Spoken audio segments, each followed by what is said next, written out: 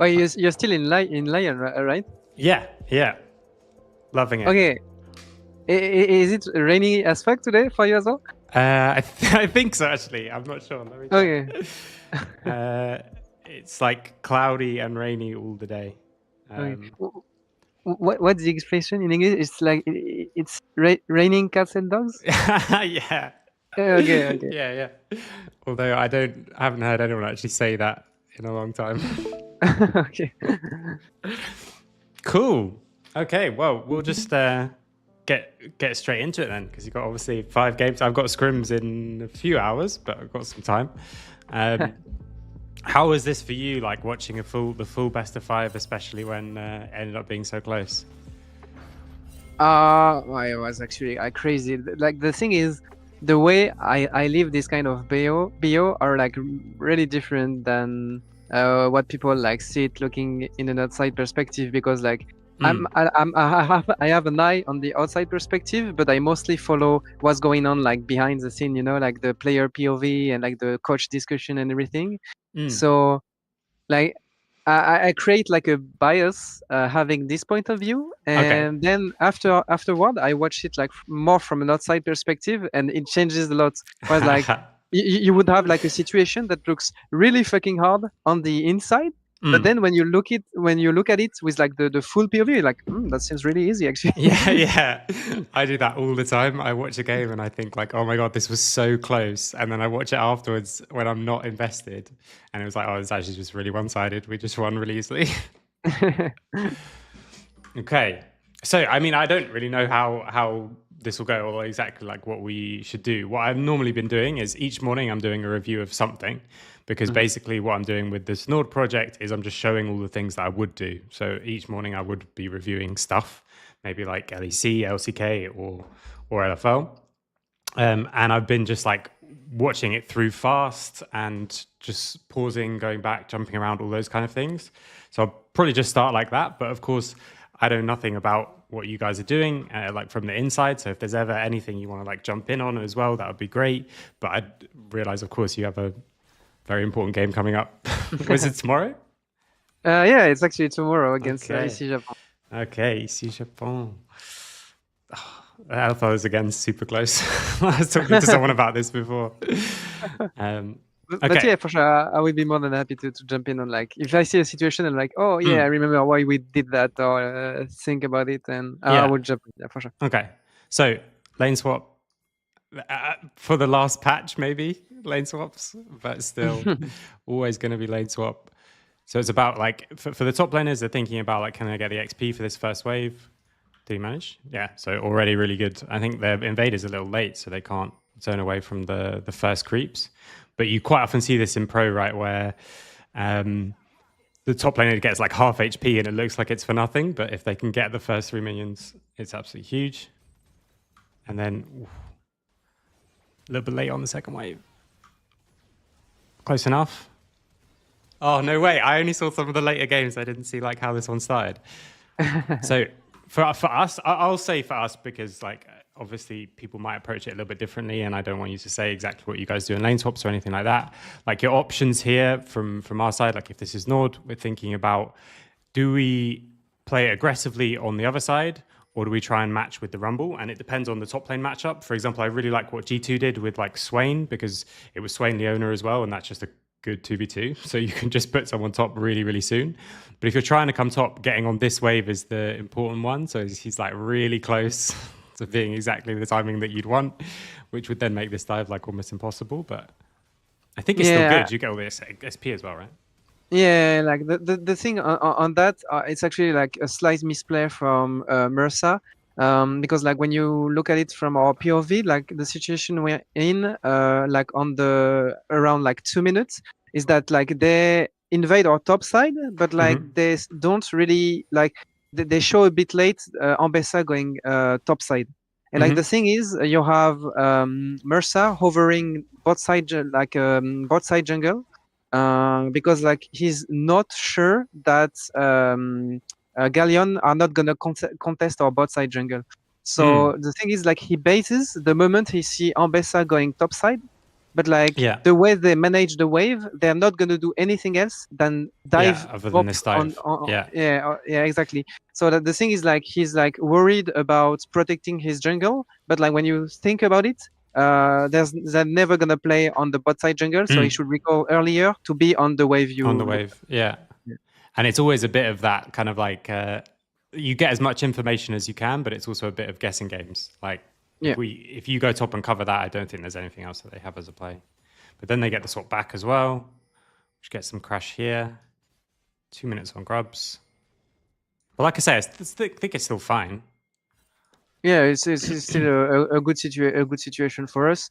Also, we have our Vi that's gonna be in a better spot at the end of early game, mostly because like her clear is not fucked, while Sejuani clear is like all over the place. So now like Xerxes is in a situation where he has to create chaos, otherwise he's gonna be falling behind, especially at the start of the game.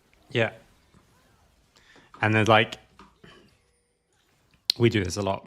Our bot lane definitely is fighting here, 100%. I never know what I think about it though, because like in a way you can't ever let people do this and like walk up and get chunked. But on the other hand, just like you said, Sejuani's only hope is to like make stuff happen. And again, I still think it's fine. I still think it works. But I really, because like I say, Treat's 100% is going on that. Like he's not letting anyone walk into him and lose half HP. Yeah, and it was actually like quite close because also you have like Mersa E connecting to the Kesa, where like if he takes it a bit earlier, I remember like this move where like if he just hits Zoelis, I'm pretty sure we just trade 1-4-0 and we have the wave and the kind of. Right, what do I need to do? Champion name, summoner name. Better. Okay, but yeah, from this position, it's still it's still a good spot. Like we have our Koki that is like really well in the game. Azir as well. Our Vi is gonna start being like ahead in quite a few. So right now, like the spot is like honestly really. Yeah. Then it's the trade. As soon as they get the priority reset on bot, you just have to like let them choose, right? Their bot recalls first, they teleport top. Well, I guess you could go through mid, but I think this is fine. Okay. And it'll be all about if Galions can organize these like dives and get flanks and stuff like that. I think we see these kind of comps a lot at all different levels. For me, at least, I think maybe in like LPL, I would prefer to be Galions comp. But the like further down you go, the more I would prefer to have you guys comp. Where it's just actually like anyone's legends just played like almost a similar comp against GGG on first game. They had like Ambessa, Vi, Rise, Kesa, Leona, which is like you just go in. yeah, you just go. But even that though, you have like with as soon as you get stuff like Vi with it too, Vi and Leona as well, then I think it just becomes a lot easier to execute. Whereas with like Rel, Sedge, it's not quite the same. Oh yeah, that was really great. It's huge. Yeah. So we're just stacking a wave, and they show on top. No, they don't, but like they know like Sejuani cannot be bot side considering the clear she had. Okay. She's there late as well. Yeah, she's there late, like because like she sees us coming, but she has to come from top side, and it's just too late. Big.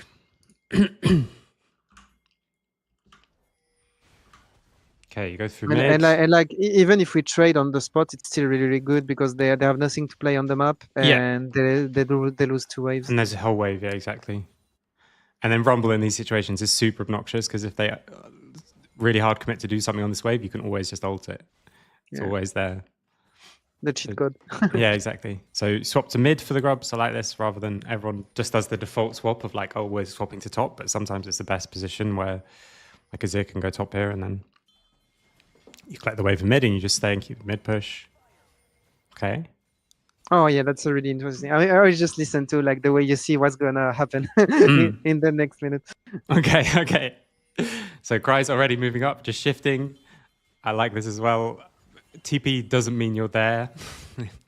It's not the same, especially now. Wait, do we need to back out of this then? Van Besser is bot and has no TP. Okay, let me see how it plays out.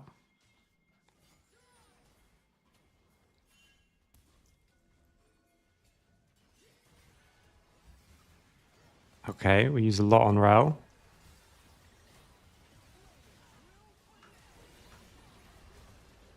Oh god.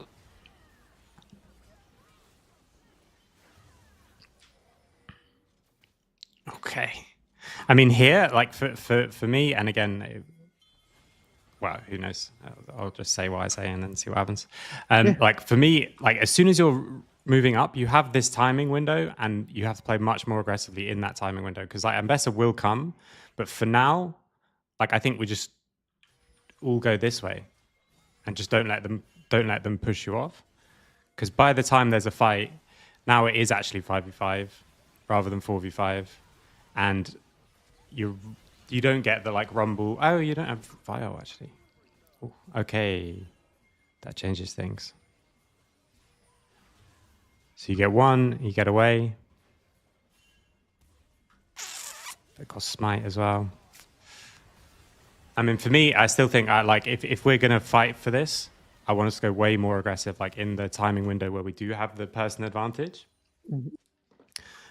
Because by the time it gets to 5v5, then you are in a situation where like, well, we don't have Viol, but we have other stuff. And we haven't used, I guess you TP now, okay. We haven't used the fact that we've got this big shift up from bot. What did you think about that when you saw it? So of course it's biased because like I know the way the player thought about like this move, and like I can agree with the way they see it, is that if you put an LPL team in their spot, we like either get 1 kill and 3 voids, or we get like 4 kills and like 4 for ones and voids. Because like the thing is, well, like so you have Cry using his priority, so we are first to move into river. Yeah. And like we full contest like the situation. Also, first thing, like a bit unlucky, but like the pink that doesn't clear the ward, like it's it doesn't see this. Yeah, it doesn't see it. Oh, so okay, they have that's so vision of the different bush. actually. Yeah. Yeah, so it's a bit annoying, but like Okay. it's still it's still really fine. We contest like the position vision in the river. And like the thing is like you have Mersa going on Zolis, which is like actually really good because like they are not in a position to like to fight right now, you know. Yeah. Like Kesa is still on the mid lane, Ambessa is a bit far. It's hard because like Xerxes and Serene, they cannot join. If they want to join, they have to cross the rumble, and like they just can't do it. Like they would get fucked. Like the thing is like we don't really like commit to the play. Yeah. Whereas like, you know, it's Leona, like she's going in, she's not going out. Yeah. And Solis can die there if you just full commit on him. Exactly. And the thing is like we don't click forward, and because we don't click forward, we end up in what we call like the donkey spot. Like it's the choke point when you're out of like a raptor pit and entering the river. Like the player, exactly, this choke point.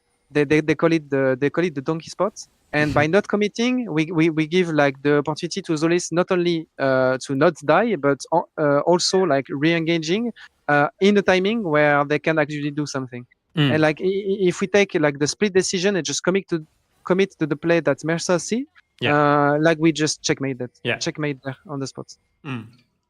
Because like also it's really good because like it uses like the opportunity on Zolis uses the bot lane advantages we had, where like actually like Zolis was not in a good spot in the game. So when we take this fight, he has no Mercuries, he has like really little stuff, and he's actually, you know, it's like a aftershock support that doesn't proc aftershock. Can't proc aftershock. Yeah, it does. Yeah. Yeah. No, I like it. And I think again, like it's that mindset of like when you've got the move from Cries, I think you just need to be much more aggressive. Like this is our time, and if anyone comes in, we just insta go on them. Yeah.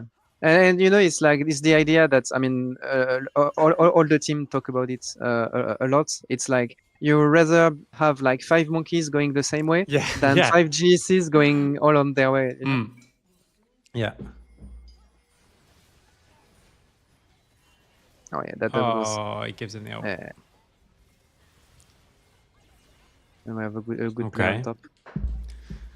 Oh yeah, you have the scrappy. raw fights. Okay, can you show again the Vi play on top, because like they didn't see it on live, and it's actually a really good play from Markun. But yeah, like on the bot side, a bit of a misplay from Mercer.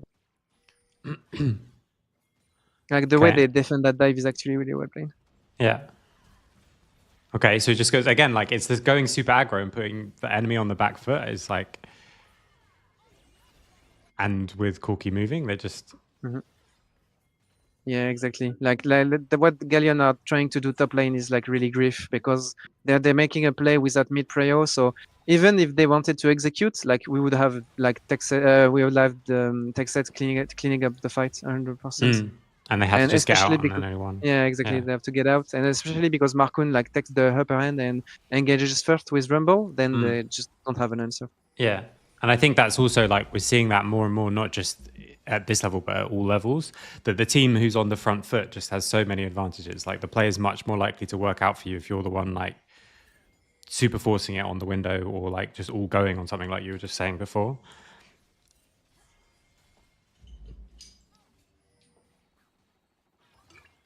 I see a question in the chat. I have the feeling we don't allow that much Mersa to blind pick. Should we let him blind pick more so we can have more easier matchup on carry roll?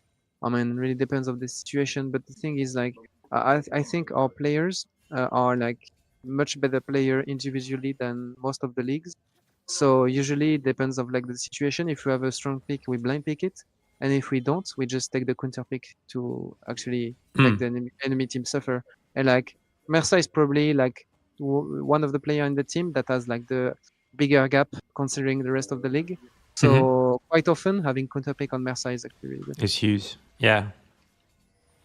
I mean, we almost always counter pick support, unless it's like something super strong blind, like we can get Leona and ban Braum or something. Well, maybe not almost always, but. Okay. And also like the way counter pick works now changed a bit than like compared to before, because usually you would just counter pick mostly for the 2v2, but now because of like swap lane, you mostly counter like the composition. Like you try to find like Lulu angle or Blitz angle or stuff like that. Yeah. If you cannot, of course, just take the rail, take the Leona, take the easy engagement.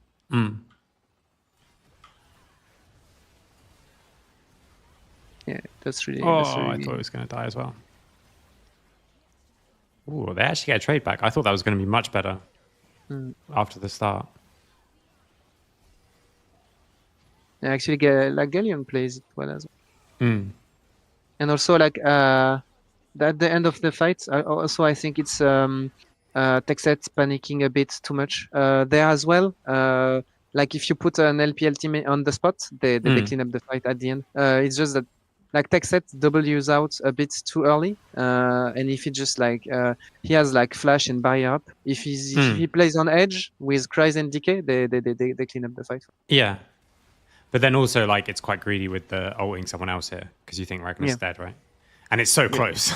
It's really fucking close. But it ends up being a problem, especially on the back end. And then lose the smite. I mean, at that point, the smite's just like a flip, you know. So. Yeah, and you're right. Like, one person's running and other people are staying in for the fight. Yeah, exactly. like it's Texet not realizing, but like it's probably more like communication issues of like how we were talking during the fight, because like Texet was feeling we were losing the fight, where actually DK was really confident we would play it. Yeah. And like if everyone clicks forward, yeah, for sure we just kill them. But it's so much easier, like us saying this now, like looking at the rocket fire, being like, "Oh, you just click forward, guys," in the actual game. But for me, it's even easier to say, because I know that's the mindset our team has. You know, like our team is like they much rather like they would much rather lose like by playing hard than losing just waiting. You know. Yeah. So they would always argue in like every spot. They would be like, but like, can we actually play it? You know. And try to find ways to actually be proactive than just like defending and waiting for things to go. Yeah, I really like that. Okay, so enemy gets top tower. So used to having these like the feats thing. What's the stacks? You guys got the first 3 kills, though, right? Yeah. Yeah. Oh, you've already got the boots. Wait, sorry, let me watch this again. What's going on here? So we have. Oh, Mercer is trolling a bit on the situation. my ruffle file is Ooh, yep. going very strange. Okay, I think I'm back. Everything just froze. Okay. Right. So, Cry's playing through mid. We're going to sack bot or not? Okay, I mean, we can't go in like one by one. Okay.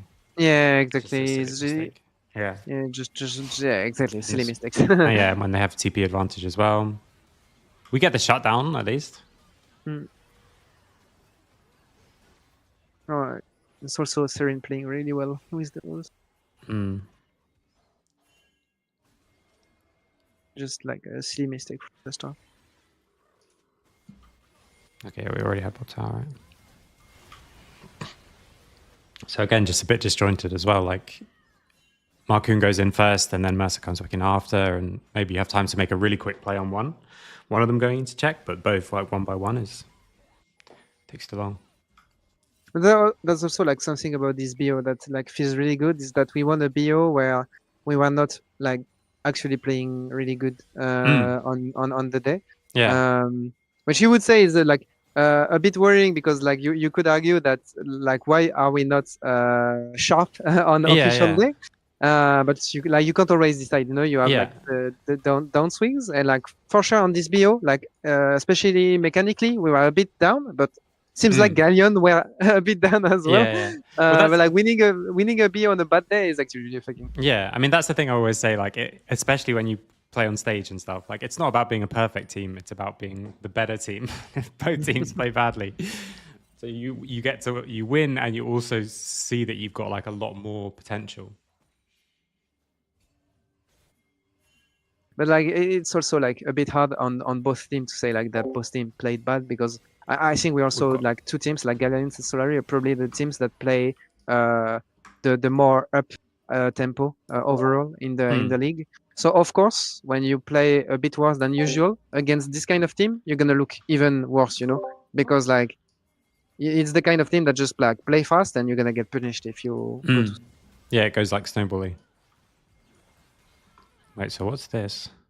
It's like a bit enemy crashes. And we're just fighting for vision when we're not ready to be fighting for it. Yeah, exactly. You've got one person basing, one person's dead, and you're just fighting vision on this side. Yeah, story of this first game. I just like it feels like Marcoon and Mersa were in the Vitality. I don't know if you've watched much of like Vitality B games in the LFL. Oh, not like Vitality B, no. Okay. Yeah, but like yeah, well, you probably watched Vitality LEC. But like in the LFL, Vitality B, like they struggle a lot with like mid jungle support not being connected with carries like a lot of the time, and that's a bit the story of like this game for us. So where, far, like, yeah. We have like Mersa being quite often being disconnected. Okay. So super hard to check this already. If there's not time to go through top lane, mid lane's too far away. And then they just turn. Yeah, I think if I was them, I would not turn this fast. I would turn like, if you turn in another second, then you're going to start getting the buff early. Yeah, and also you have Cry's ultimate that just like this is the last nail in the coffin, you know, like it just ults like for Atakan or I don't know, like the ult is like super useless, and like if you actually have like a rumble ult in the this little choke, yeah, exactly, in the little choke, like there's no way they fight us. But yeah, that's just like another like moment of us being disconnected on what we actually want to do. Yeah. Like, are we playing for the fight? Are we playing to try and steal? Those kind of things. But that actually like DK like sprinting to bot is actually quite good. That wins us a lot of time. Wait, sorry, I didn't see. I was just reading a chat thing. Yeah, so like, what can you accomplish? Like, while they're doing something, we just fuck the tempo as much as we can on the other side of the map. Yeah, I like that. Someone asked in the chat if we're doing scrims. By the way, we're doing today and tomorrow scrims. Okay, and then you can still. So they want to go like 2 lanes and play on mid bot, but because you've lost this one extra wave as well, like it slows down their play a lot. So they invade the bot side, but you guys can go on the cross map.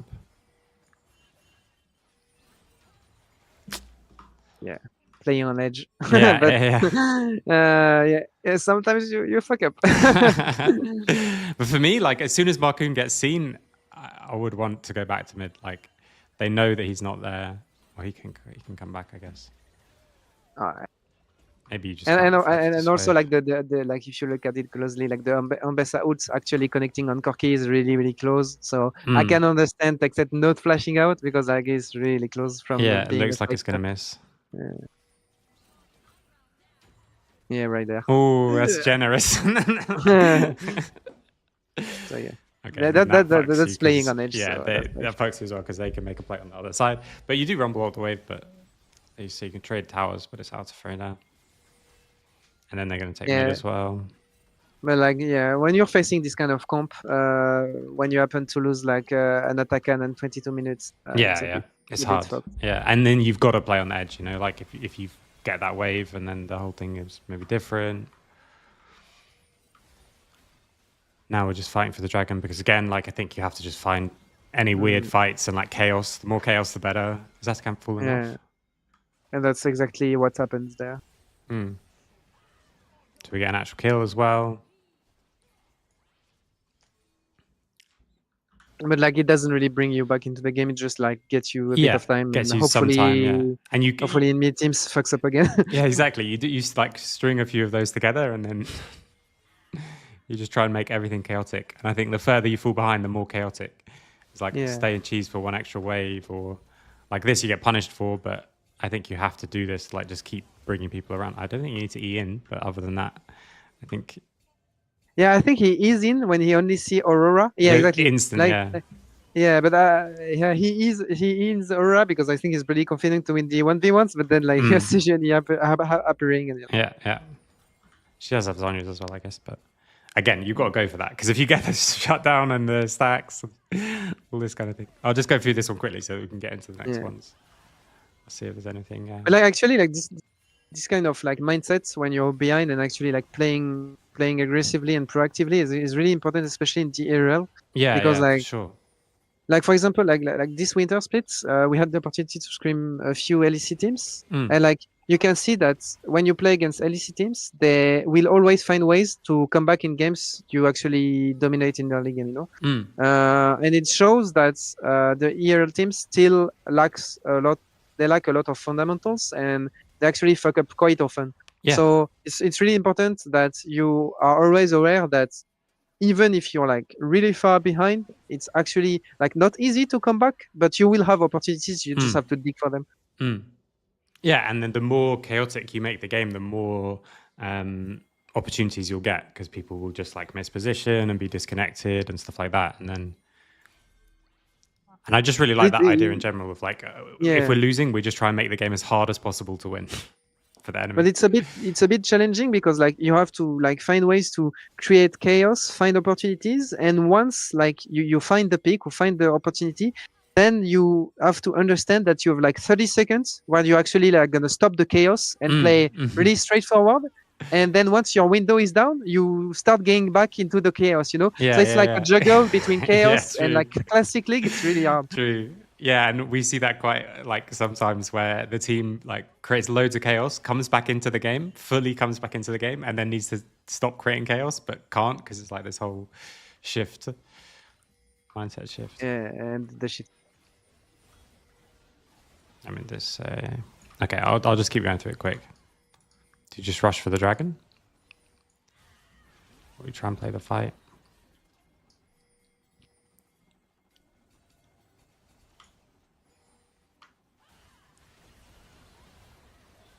Okay. Do get the dragon in the end. Then they're just going to group up and there's one more fight. Okay, we can go to game 2. I think I put them all in the proper order. So hopefully it just takes 2 seconds. Even if it's not in the good order, I will let you know.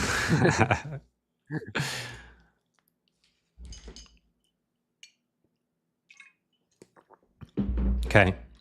Oh yeah, that's a good game. Yeah, I only watched live. I only watched 4 and 5, I think. So all of these is first time. Oh no, you First started time watching enjoying. we started watching the Force, which is like a pure disaster. Okay. Volibear, Jackson to Zin, Mel mid, on hit Varus Lulu. Interesting. Is this game 2? Yeah, that's I'm Okay. pretty sure. Okay. I would have guessed with the strangeness of the drafts, like, and it would be further along. No, What do I'm you pretty think about Fearless, by the way? We just sure. had a Oh, feedback form for it. yeah, I love it. Honestly, Good, same. it's so it brings so much like freshness to League. Honestly, Yeah, I think it's really good. I also think the thing that I didn't consider until this split is it makes scrims so much more fun. as It's well. like Yeah, just playing the true. same matchup 5 times in a row. Okay. I mean, it just changes it changes the skill set you're expecting from the players. You know, like back in the day, you would expect players to be really, really good at specific matchups. Yeah. Now it's more about being really good about League. Yeah, exactly. You have to understand the game a lot more, not just understand like your champ in the game.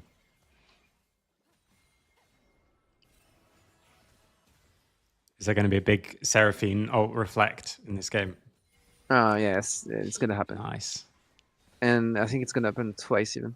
Was Seraphine picked after or? No, we picked Mel into what they had. I'm pretty sure. Okay. It's like Seraphine on 4 maybe, and yeah, Severe exactly. on It 5? was Seraphine, Red 4, and then we answered with like Mel Volibear last week. So like basically we go Varus first pick, they answer Xin Sivir, we answer Lulu Jax, and they go Gragas thinking Jax was top, but like it's actually a Xin flex. counter. Yeah. So yeah, exactly. That's the beauty of Jax Like into that. Xin. You just choose. Yeah, you can pick.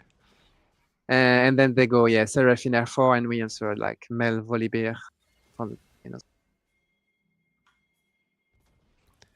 Now the dive. Wait off the W. Versus tanking. Oh.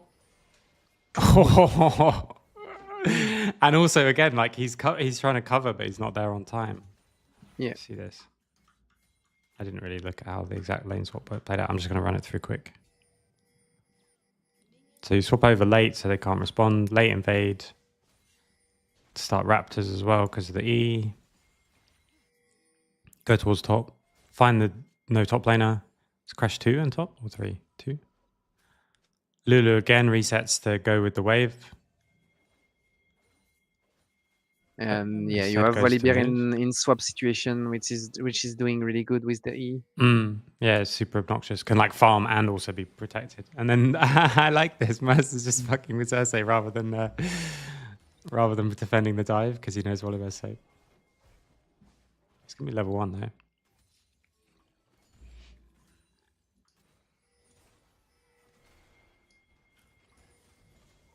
Then they get towards top.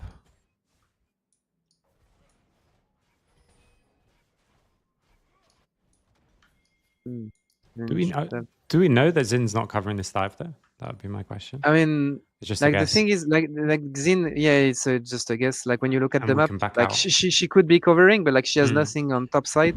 Yeah. Well, actually, like the replay file is spoiling us because like Xin just did Raptors now. Yeah. So, but yeah, like before that she had like nothing except Raptors to do in the time window. So like she could like guess it, but like there's no reason they would guess it because they don't have vision on our top side, and Gragas didn't have the opportunity to put the ward in Trebush. So even if they would know, they would know the moment Jax walks into like the top side brush in front of golems, you know. And so it wasn't like a massive wave or anything as well. Yeah, exactly. So it's either they just guess it or like they react to it, but if they react to it, they react to it late. And even like it's another situation, or like even if we trade 1-for-1, I think it's still really good.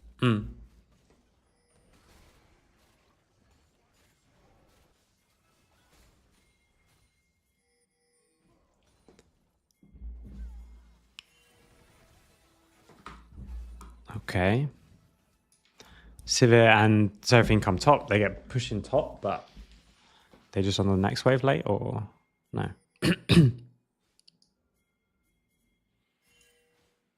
Okay. Okay, we go for void. They want to Good. contest. They get 2 though, and you just crash wave. I mean, getting 1 even when you have no push in top and Ori's teleporting back mid is good enough. Because you don't really have any other option. You're like stuck in top lane. You can't swap back to the other side. Mm-mm.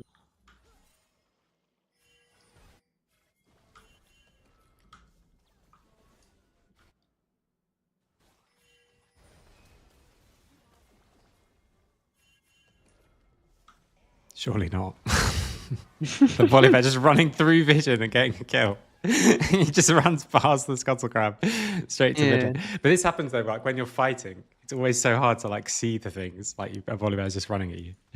Yeah, and like when you look at when you look at the Serene POV, it's like what you want him to do. You know, you have Jax running at him. Like, of course, he's gonna fight back. Yeah. But the thing is, like, if you fight back, you open yourself to the volley dive. But like, how can you? Like, it doesn't happen. Like, it doesn't happen ever. Like, Yeah. And also, like, you can't go into all these situations thinking like I'm not going to fight back in case there's volley, because then you lose anyway. yeah. That's why. And also, like in a standard situation, it wouldn't be that bad because like the one during the time Volibear dives you, your top laner is putting pressure, but because it's actually like a Gragas early game that was put down, like the Gragas can't really do shit while the Volibear just do the dives.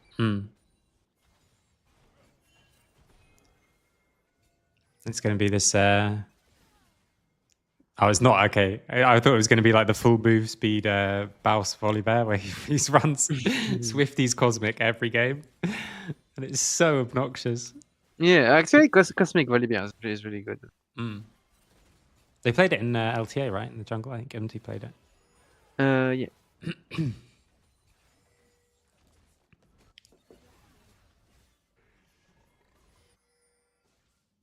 But yeah, so far the situation is a bit about like game being a bit slow because Mel is kind of a useless pick outside of teamfight. Yeah, I mean, still good though. Like 2k gold lead at 10 minutes. Yeah. And you're going to get the next 3 grubs because this time you do have the top push. Well, like this game is really weird as well because like you have like Galion playing like really, really slow.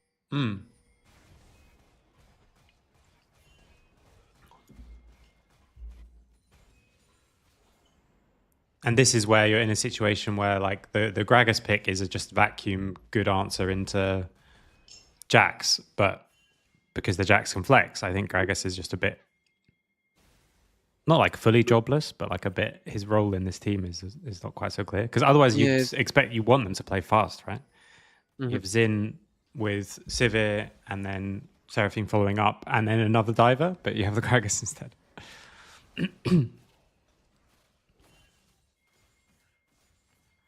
They cut the wave, get the proxy.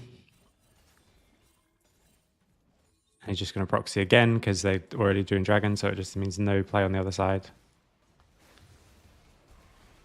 Dies for the wave and for people coming up, so there's like no return play on the other side. So, and then we trade what they get up for plates. So. Yeah, exactly.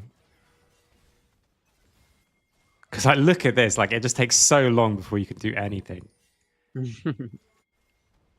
I can't tell if like the thing is like you only start like realizing the impact of like this kind of like proxy situation when you look at it on the outside perspective and just look at the waves moving. You're like, oh shit, you know. So annoying. Like they just have like if you're like if you come this way, if you're them, like if we could literally switch from their point of view.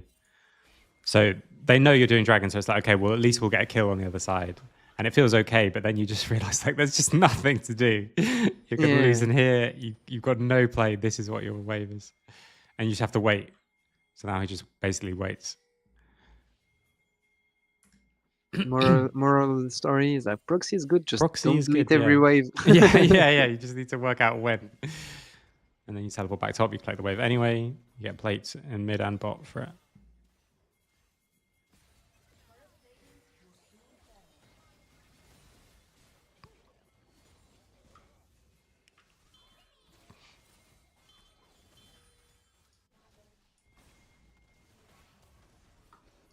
How are we in this situation now?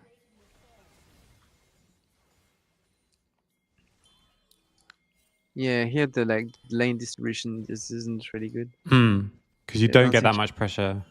Yeah, exactly. I don't think you want Volibear in front of the Oriana. Meanwhile, Galion are really happy to have Oriana in front of Volibear. And this makes me nervous with no cleanse to walk this route. I know Jax is behind him, but still makes me nervous.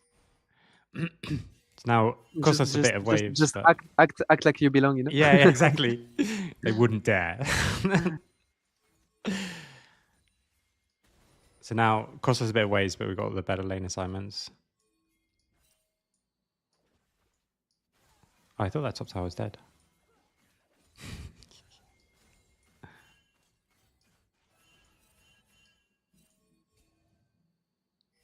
But it's still like a little bit like one person bases, then the next person bases, like for both teams, you know? Yeah, it's for sure slows up the game a lot. But like the thing is, it's kind of forced because like our comp isn't really like online yet, so it's hard to play fast on them. Like okay, sure, Jax has Trinity, he wants to fight, but like it's still just a Trinity Jax, you know. If he goes into like a severe Seraphim, gets CC'd up, It just like gets one he shot. will just die. Yeah. So now it's again shifting, pushing bot, shifting, but we're not able to play on this wave. Oh, wait, when's the heralding coming up? Okay, the thing was broken, so it was coming up now.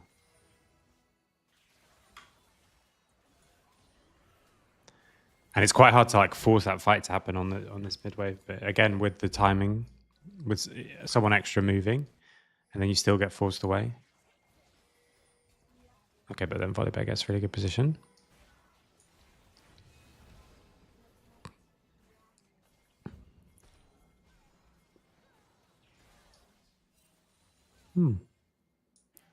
Just mid tower for there. Okay, wait, let me watch this again. Yeah, it's a good finish. So for me here, like it's hard to tell because this okay, right, it's coming up now. Like I would always want us to be fighting much harder for this mid wave if we want to fight. Like if a fight is good for us, then we should hard fight on this so that they don't get like even though Volibear comes and Volibear shows and Gragas is not here yet, right? Gragas is coming from like base. here I think on the situation is like Mel and Volibear like not being the right position. It's like it should be Mel being mid with Lulu and Varus and Volibear on the side Volibear doing on like side. Herald and like threatening to flank as well. But because you had these lane assignments that you wanted, it's just because you have the shift, but they get the mid push. That means that they can then get the position this way and like clear out this vision. But it does actually put, and then again, it puts Volibear onto a nice flank. But to be honest, I don't know with these comps because we don't play these kind of comps. Like if this is a winning fight, but if it is a winning fight, then I think again you play like much more aggressively, both on the mid wave and then here. But I don't. But maybe it's not because, like you say, yeah, Jax has Triforce, but it's hard to like either you just if you're gonna fight, like you fight hard, or if we can't fight, then that's okay. And I think Volibear just stays on the wave instead. Can we get to him quicker? Like I think once you push out through here, like Volibear stays on the mid wave and Mercer comes across the faster route, and I don't think they can force this. Yeah, but they like push you out. But again, like both comps are moving as if their comp wins. So like I say, we don't play this style so much or this. So I get side tower though.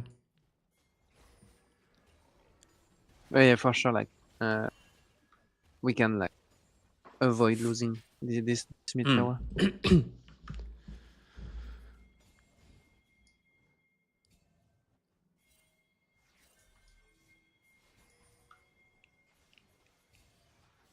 Then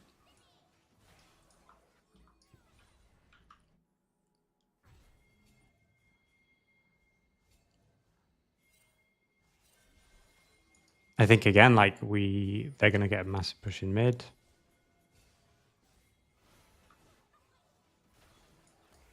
It's quite hard to go in actually. So do we just hard push next wave and go for the tower instead? Yeah, with the roll. With Herald, yeah.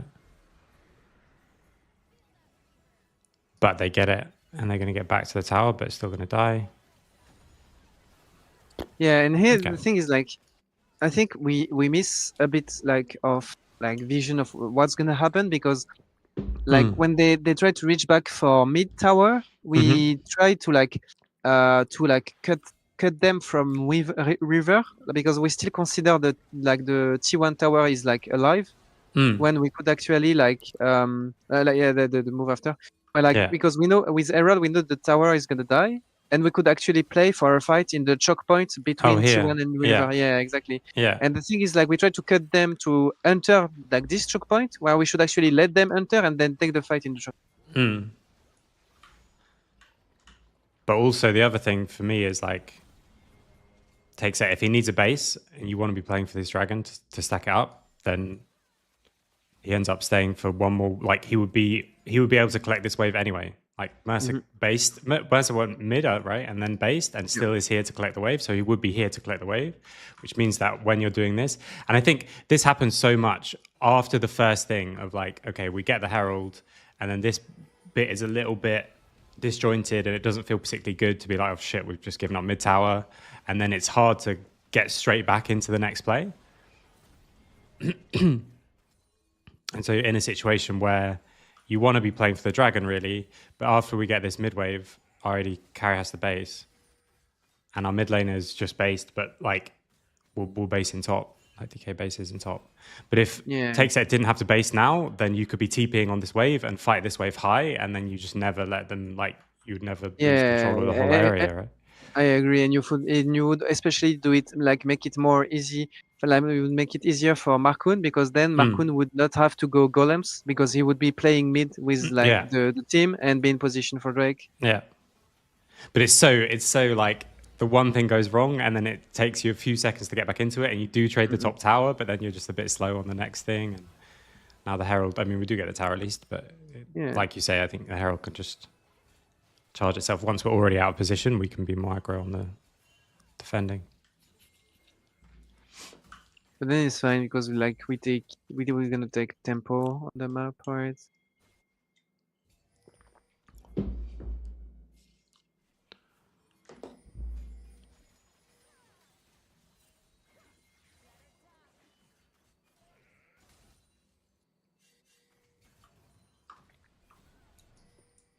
Just want to see. I'm going to do it from the whole thing for a bit.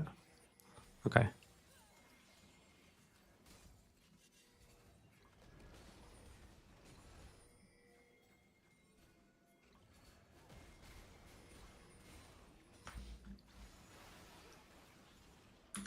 So they're a bit just like running around.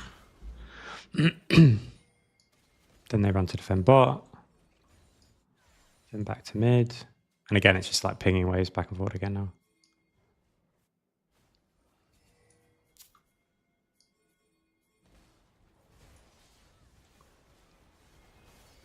The Ragnar goes too far. We get Caelan tower.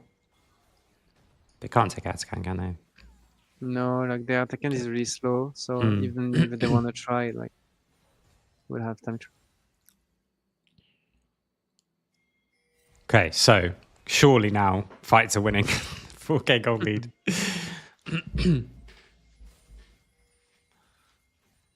Yeah, especially with like Mel into Seraphine, which makes Seraphine basically useless in the game.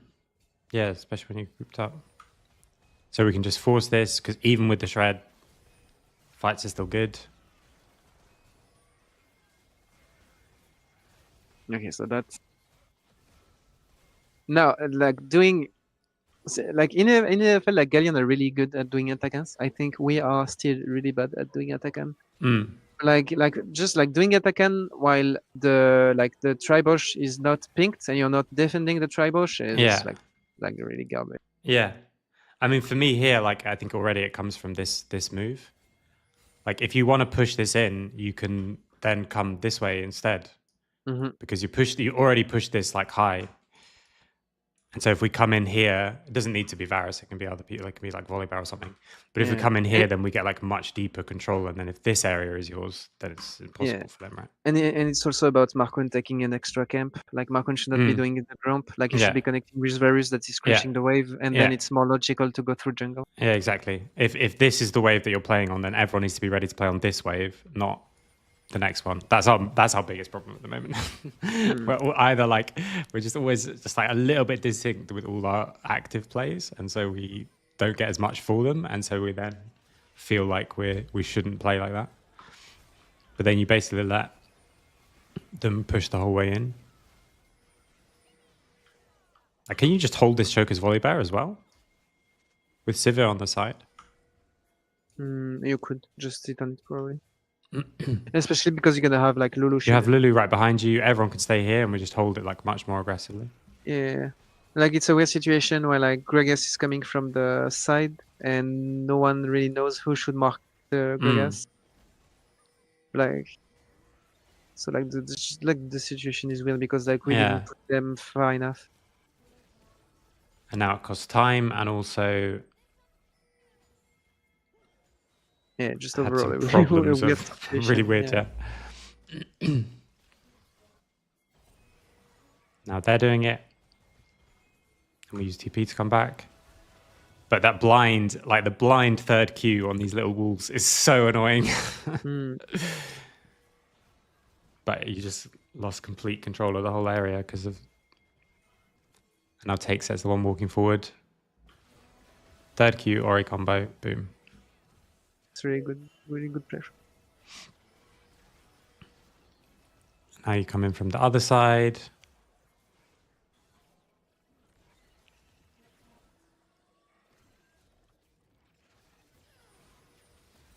Should they just force this? They used a lot. Yeah. You use like volley barrel as well, right? Yeah, we have no volley. Can you just push them out? Yeah, we can for sure. It's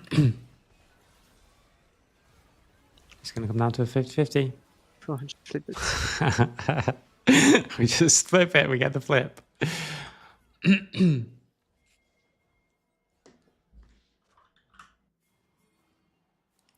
Galions are good at Atakan because they often play 3 tanks and 2 carries, and that's easier to defend the 3 entries.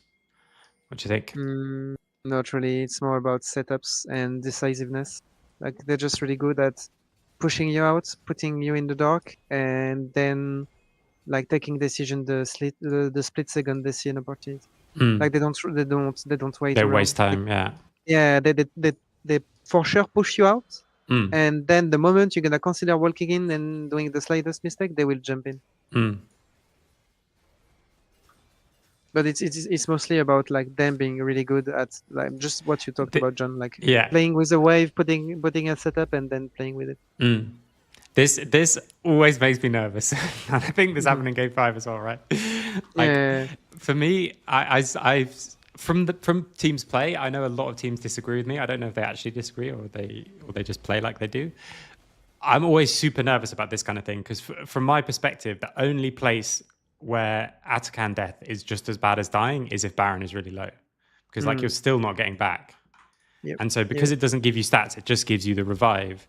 Then playing these where you're positioning at least to finish it, you know, like there's not like people waiting on all the flanks, always makes me nervous as the team, like for the team that has the Atakan, because I think if you die here, the enemy can still take over at the Baron and just finish it before you get back, even with the 15 seconds.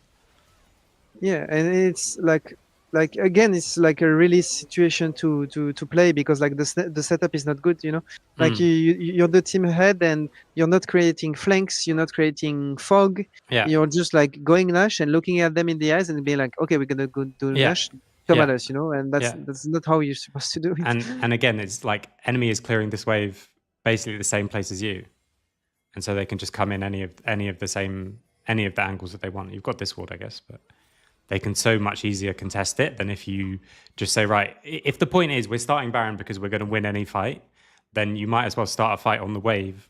And if you like, so they'd have to give you the wave and let you push it in, and then you can come much deeper and control this stuff. Like no one, from my point of view, like if it's us, I would say no one is running this way. At the very least, we're all running like this way to just put way more pressure down. And then, like you say, like someone's waiting on flank, Volibear's waiting here. You can even have like, maybe you can't. I was going to say Jack's waiting somewhere as well, but Yeah, and someone like needs to you tank know, it.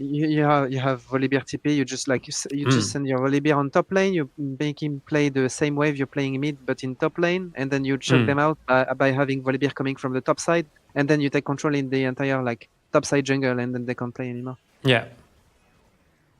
But this fight, like regardless of what happens, is still like the best fight for them. Mm. Oh, the reflect though. Okay. It's just the meld diff. You're still gonna die for it, but he's got spell shield, so you can't even turn properly. Yeah. Okay. Yeah, it's just overall us making it hard for ourselves. But I guess you could say we're still playing the games. Yeah. Yeah, I mean, you're still really ahead. That is the advantage of Vatican, is like when you have a fight that then finishes, you can still come back and Volibear double you. Just means you can. It doesn't matter that he was low. He's still there, full HP now. And now it's just instant repeat fight, except from one of them is actually dead. Oh, that's a nice combo there.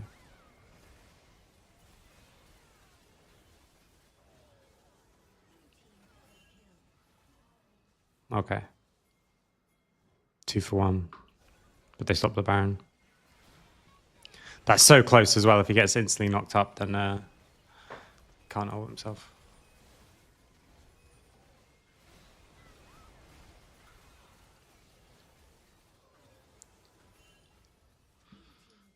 Ooh, still tense one. Yeah, because we can't really retake Nash as well if we don't. And that's also like the annoying part about like not doing your setup properly is that if you actually do it properly there, even though like Galleon pushes you out, like they push you out, so they don't really like retake, you know. So then okay, they push you out, but you still have your setup in. They have to fight again for it, but you just like wait them to fight for it, and then you just put your setup again, and now they're a bit doomed, you know. They just retake. They need to reset, but if they reset, you actually do Nash, so they're a bit checkmate on the situation. But because you didn't really have a good setup, like Galleon, they're not so annoyed by it. Yeah, everything just feels so much harder.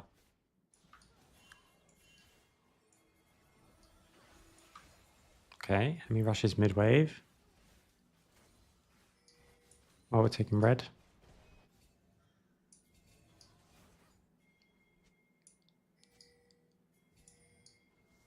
We split up and we show both side lanes.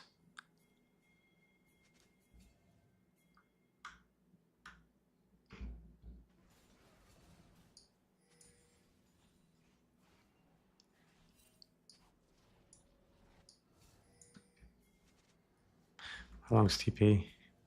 35 on Gragas. The next dragon. We're just going to start Nash again. From the pings. Well. Looks like you never know. Maybe next time. Maybe third time's the charm. Fourth time's the charm. Okay, but this time at least. Okay, well, now Gragas has TP back.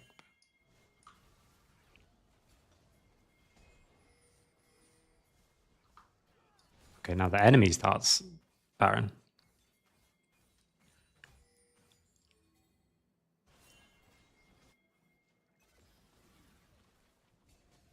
But even that, with just like people waiting on the side, makes it so much harder to come in. Yeah, and you see like exactly like the setup Galleon have is like already a bit more annoying than what we had before. You know, like you just have to work through so much fog. You forces your top laner to come because your top laner is your only front lane. Wait, what the fuck is this? I didn't see that. I didn't see. I thought it was like a bug. He did just walk 90% of the way and then teleport the last little bit. So now it's just going to be staring at each other and fighting. And for me, I think it's important in these kind of situations, like with the team, that like even if this goes well, there's still so much that could be done differently. Okay, they get the Baron. Yeah, it just ends up in a flip when you're in a situation where you're like 4 or 5k lead. Oh, the E-flash. Oh. Bounce. Thank you. That's such an annoyingly good counter. Because you just don't need to, like, you just don't use it on anything else. And then Seraphine is just a heal bot. But even here, like, let's see from their point of view. So they push out. They do have people like holding the side and slowing down. But then they lose this. Because the other option, of course, is to rush the top lane, but you are going to trade Dragon for it, probably. Okay. Wait, I quickly need to be right back, like 1 minute. I just need to rush this way. Yeah, no problem. I'll just let it play.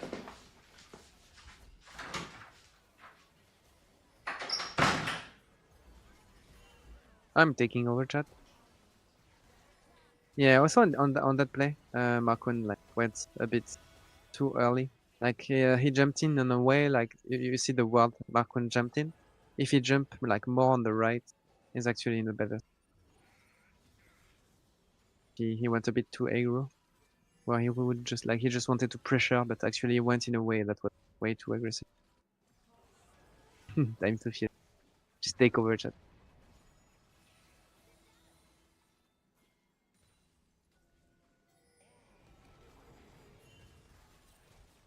And then we just like lose a bit of time because losing Nashor forces us to wait another 5 minutes.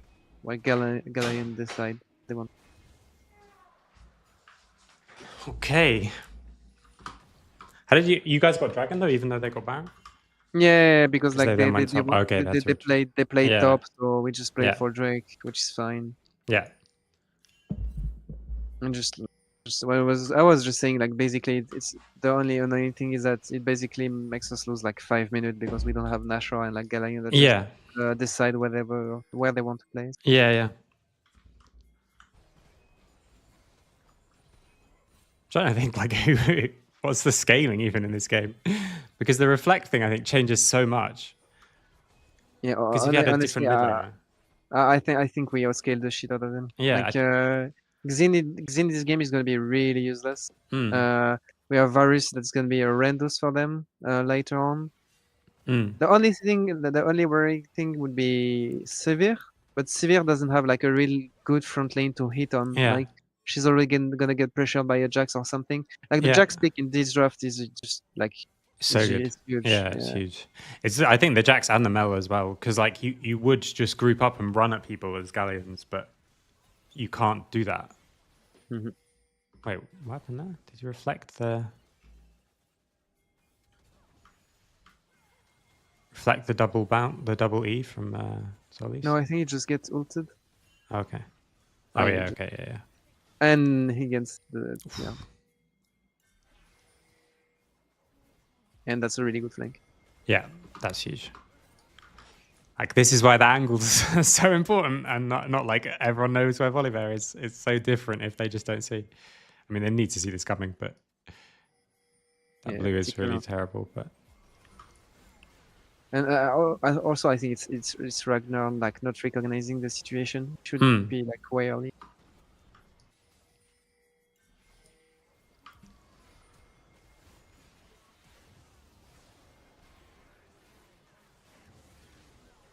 I think, like, why does he not ult? Does Mel have W back? I think because Mel reflected something already.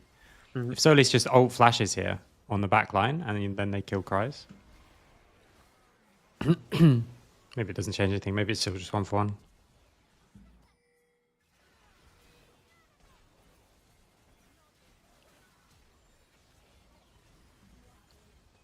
Oof. These fights end up so tense. Yeah. Okay, but Finished. Yep, that's going to be another tower. You get the red. Is it going to be mid tower as well?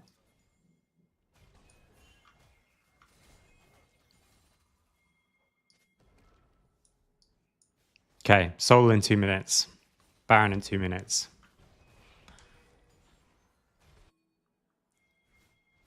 Just need a flank, but with everyone like closer there to actually respond to it. Okay, kind of cheesing. Mm. Good. And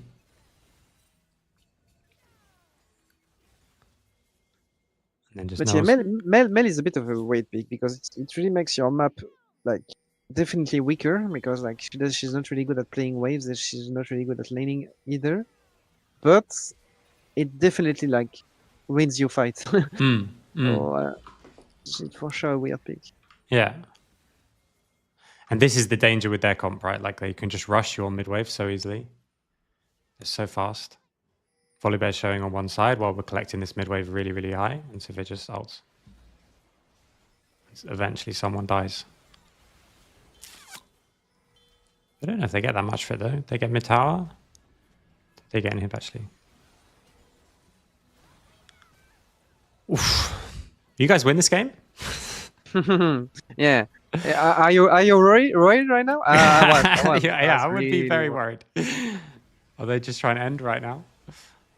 And then you have Jack's pick doing one. Oh, this one is just perfect. Oh no! The synergy.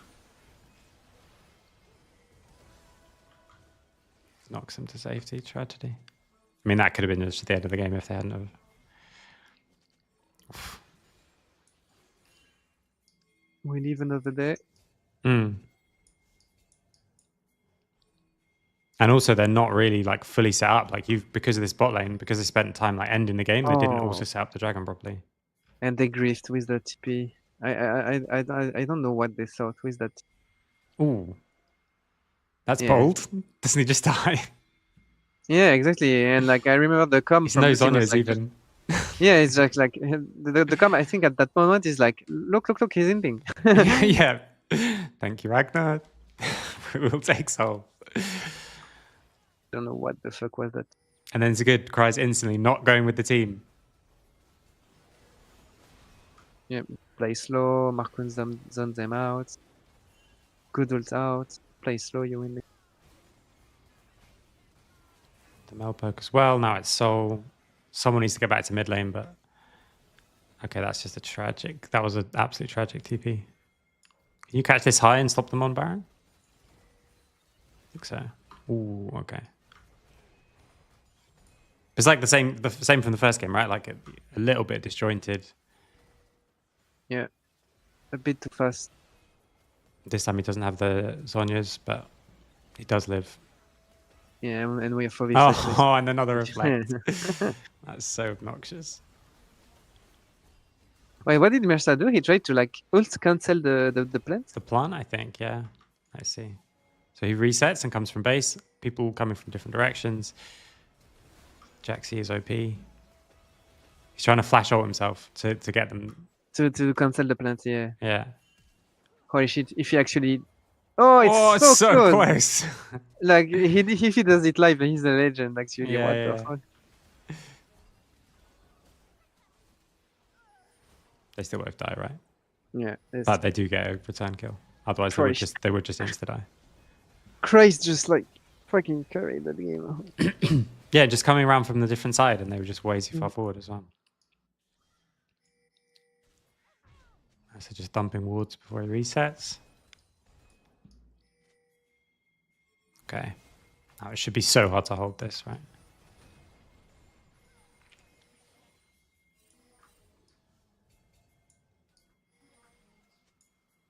They're just rushing up mid. This time we are protected enough. Not gonna lie, this would still make me very nervous. Like, why is Sivir not ulting? Yeah, she doesn't know that Jax doesn't have wards. Otherwise, it's done.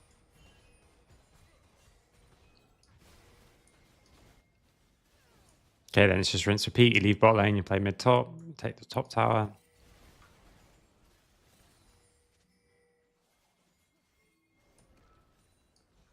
I think that's a little fast, actually. I would do this slower. I guess it's different with inhib down. Like, we're not going to get to this wave instead. So it's on this wave in top. Or the next one, I guess. And you end up going, like, really shallow again. But But I think it's hard, like, because Sivir just one-shots these mid-waves even with, well, not quite one-shots, but like clears them so fast. It's always hard to buy that extra bit of space. Because she can clear it like quite high. And Molly has flash at least. But now a fight starts in top lane that Volibear's not at.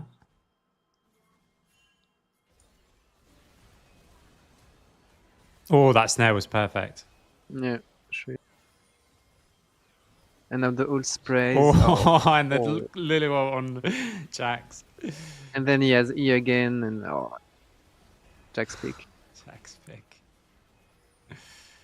I think this draft is just super smart. Okay. Good. I mean, that's so different as well. Like with these mistakes, it's so different 1-1 than being 0-2.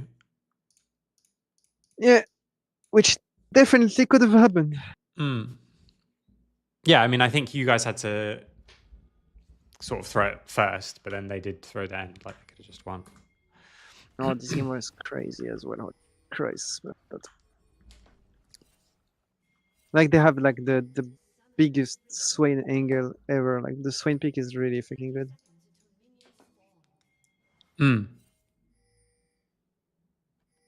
Like we have a composition that is just like gonna live under Swain ult, and we have no choice about it. Yeah, it's not falling off this game. Did you swap onto the Swain and see if they respond the way G2 did, or if they're a little bit slow, or did you just play normal? I think we are happy with like both ways. Like the swap, we're happy. Oh, they swap. Yeah. Okay. I guess you got the Braum. That's quite annoying for them. But I thought with like Ezreal level 1 and the Swain being put in the swap, it's good for them. But I mean, good for you, sorry. I think Swain is like can do fine in swap situation. Can even choose to just like send Swain to dive as far. Yeah. Or just let him chill, get a few resources with W. Yeah. And or 2v2 with Swain Nautilus as well. Yeah, as well. True. Which is what they're gonna end up doing. Swain Nautilus. Oh, and he can W to get the first 3. Yeah. So that's annoying, that's really actually. fine.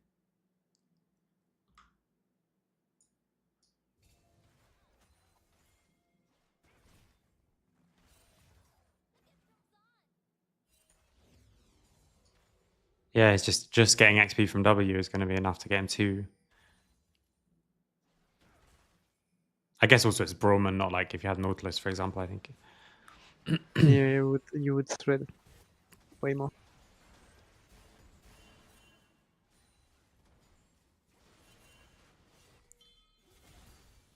So Nautilus is he went through mid. But he's still level 2 though. We're gonna fight for these. Everyone gonna fight for these second Raptors. It's a team fight for second Raptors.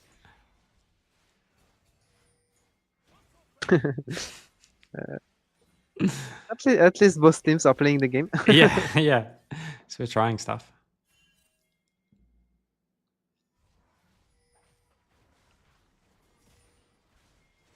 Okay.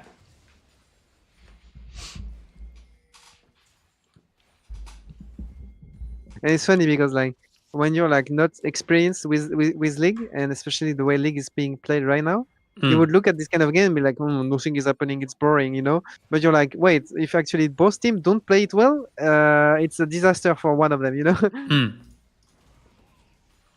And it's like a lot of like little challenges being thrown at each teams both ways, and if one team fucks up, then the snowball begins. Yeah, and you can make like a mistake that seems like kind of insignificant, but then it just can end up being an absolute horror. Ooh. Like that. This is a little bit just too separate. So Casante's coming. Wait, where's the... Grubs are coming up now. But again, like Casante's here to fight for this mid wave, DK's fighting for the mid wave, and Mercer's walking into the jungle. Yep. So he's just dead.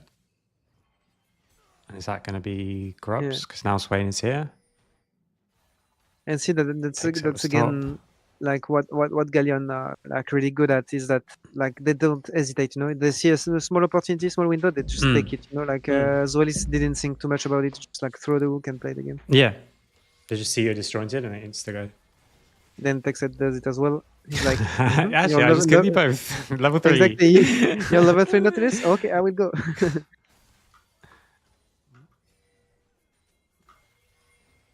Yeah, and as soon as he juiced the hook, he's like, okay, now we go.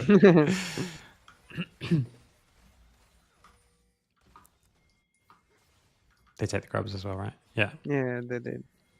But then they just go way too far here, and you guys get to return a lot onto the tower, I guess.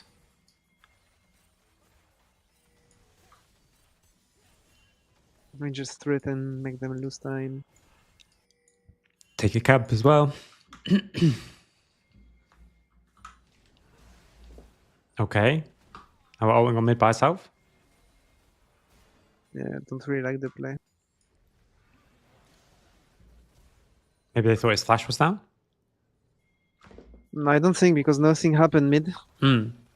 Maybe he just considered that nothing is gonna happen in the next minute, so he might as well have his ult on cooldown. Yeah, so he has ult on cooldown and flash will stay on cooldown. But there could be a dragon fight, like now, for example. Yeah, but yeah, We'll maybe. just not fight for it. Because Zeri got his ult back. So. Like, if you consider we're not gonna fight Drake, then... Yeah, if you already know you're not fighting Drake, then that's quite different. That's why I always find it so weird doing this, like I'm doing these reviews and stuff. Okay, wait. Let me just finish my point before you just walk in and say dragon. Always find it weird doing this reviews and stuff, because like from the analyst point of view, you can look at it, but I just know like as a coach, like there's 100 reasons why they could have thought to ult mid there, you know, like they could already know we're not fighting Drake. They could have thought his flash was down, or like there's a bunch of other reasons. Whereas if you're just watching it, it's like, this is what happened. But then here, like why does Oli's not hold this position a little bit? He slows you down by like a second. Yeah, I don't know. They just want to cover me. But I think they just, and again, I'm assuming Galions is like Xerxes saying like, I've got it. Yeah. And they just, no, I don't get it. Yeah, and then Jesu ends up in a weird situation. Yeah, we had that in our game against Lost Zones. Like, Centaurian's like, I think I got dragon or something, and someone's leaving, and I was like, no, and then it just all goes a bit quiet, and everyone's a bit like, oh wait, no, and they just walk in and took it. It's the situation where you're like, there's no way he would do that, and then he does it, and like, huh? yeah, he's not walking in here. It's mine. Okay. So after all the shenanigans, fairly even.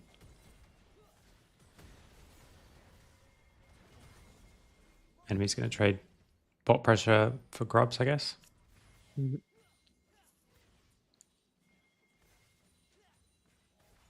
kind of thought they would swap back and try and fight for these next set of grubs, but they're already like... Yeah, they definitely just like dropped it. Yeah, like I don't mind... This time we have a good setup. yeah. Like I don't mind sometimes when you've got the first 3 grubs, like not fighting for the next ones. But when you do it like this, you do make it like so obvious that you're not going to fight for them. Like not even Nautilus is moving. That I think the thing that I like when we sometimes get the first 3 grubs and don't fight for the next ones, the opponents are like, oh, we can't let them have 6. And so they're like overcommit to the other side. But now, like, you guys know you don't need to commit because you just see them both in vision hitting your tower for a little bit. And so you even have Brom here, and, like, you just get these grubs pretty much fully for free. Yeah, exactly. We're like, we're not worried about the dive because we have time to, like, play for it and protect it. And we know they're not going to play Void because we have a setup that has been put, like, a minute ago.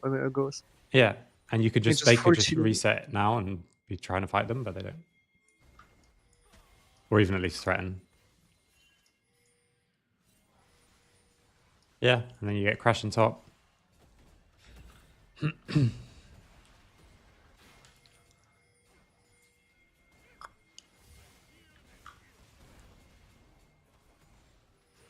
Oh yeah, remember the oopsie. oh no, he's disconnected again from everybody. So we push in mid and we want to push mid and come towards bot lane. play on this wave in bot, I guess. We get one play in mid and start shifting. We know they know.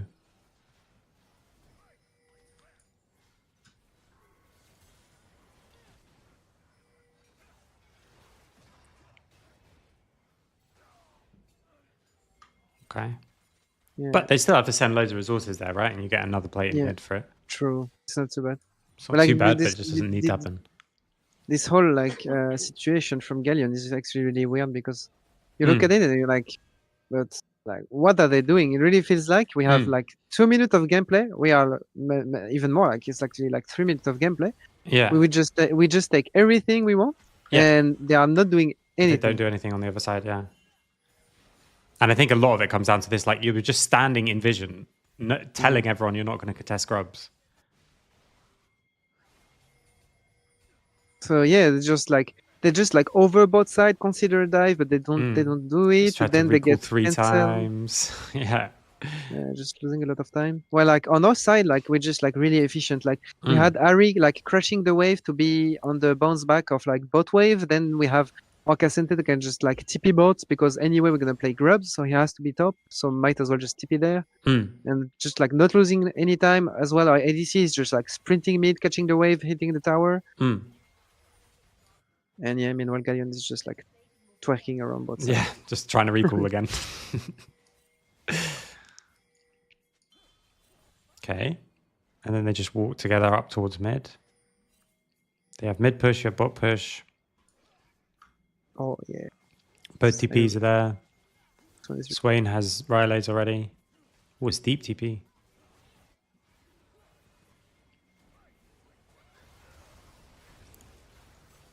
And that's the same thing you were talking about in the first game. Aftershock support who can't proc Aftershock in a lane swap situation. Oh, but Swain. Ugh. Oh, that flash from him was quite nice, actually, to be fair. But then we also have Caelan. Yeah, but it's Cassandra. And then you're gonna hear top lane crying about their world being so weak. Oh yeah, top lane yeah, super weak roll. Yeah, it wasn't just 1v5 into 1v5, pretty much.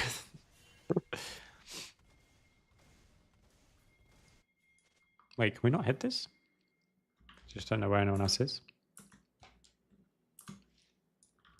Oh wait, the Sea Nautilus coming. Okay, right. I didn't see that.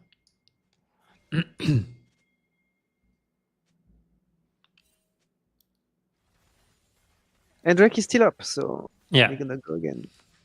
Like Swain almost just died before he got those rotations of next rotation of spells off, and that would have been a very different fight. Mercer's just clearing vision by himself. Again. Yeah, this overall like BO from Mercer was a bit weird. Like actually, that's big. Yeah, so there's a play in bot. He just runs him down.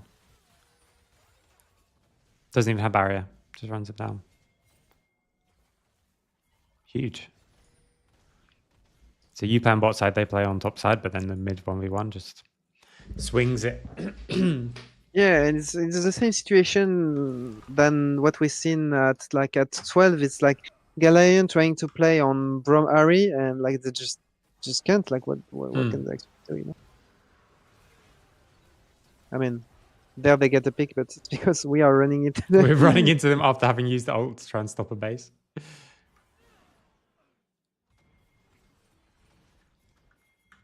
But now 3k already. Set catching a wave too high. Yeah. It's like catching a wave really high when one person's dead, 2 people are like, one's in base, one needs the base. We do this all the time. I mean, so it's that one last wave. And yeah, it's always the kind of discussion where like you tell it to the players, and like I mean they know, and they already know, but it's just really hard to like throughout a full BO to always like recognizing the situation and having the discipline to just go like, okay, we are a line, we are a team, we just like do the same thing and we have the same tempo all the time. Yeah.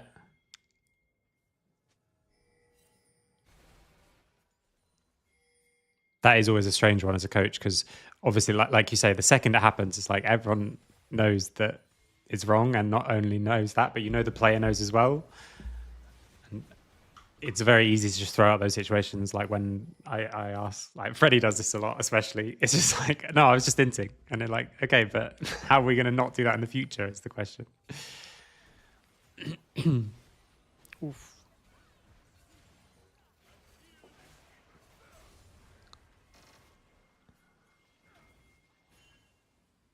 Okay. Until that Nautilus ult, I thought this was a bad trade.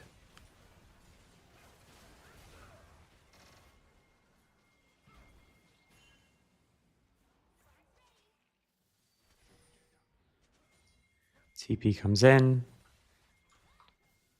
from bot lane already. Not quite as short as the last one, but Yeah, that was actually kind of a weird TP. I think it's just like as the Nautilus ult comes in, right? Like just the panic to try and stop them engaging.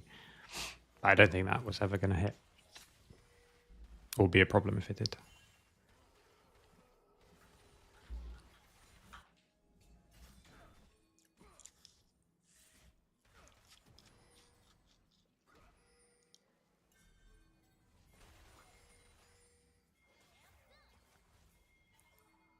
Okay, and then we're resetting.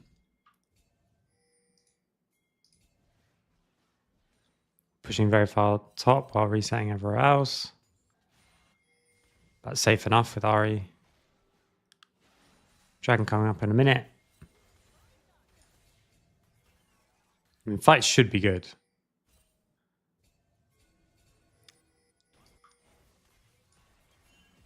It's just the Swain is the only thing that makes me a bit nervous. Yeah, the Swain is really scary. They herald in mid. They just force the mid tower down. The next wave will be the big one for the Dragon. I mean, when they've got this many people here, like they do stop you from fighting. It was super high.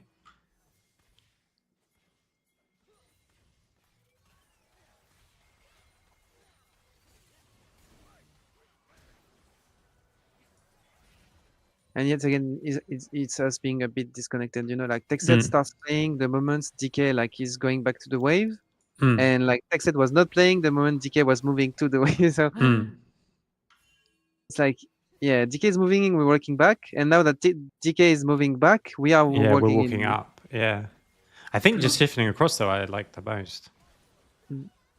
I don't know if he can actually be here for this wave.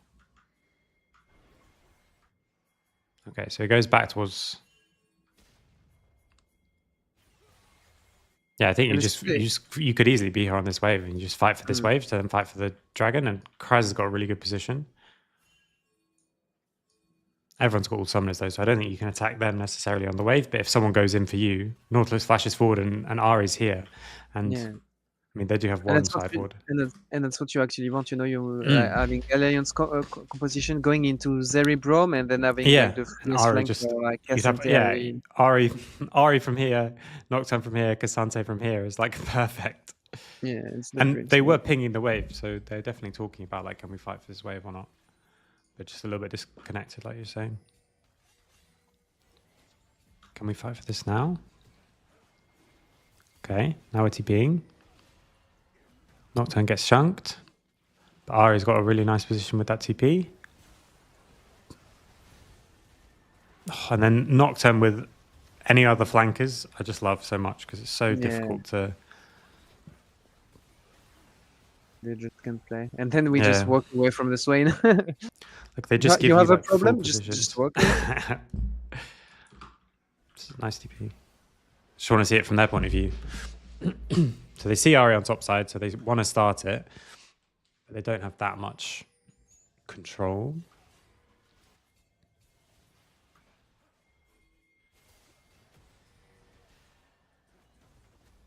So they do see Ahri fly across mid lane. But they just... But they didn't see it. I mean, like, okay, now they see it. Even the moment they see it, it's too late. It's too late, there's no way they win this. But also, I think it's also Ragnar and Xarday just playing the situation really bad, because like they're just like like small fighting cries and like splitting from the team, and it makes it really easy for us. You have like Pantheon Swain trying to run into our Cassente while their backline is just getting destroyed. Yeah, and their backline just completely exposed. Like someone needs to be watching Ari, someone needs to be watching Nocturne if they can. Yeah, no one is marking the flanks. There's no way they win. They just get completely taken apart. Very nice.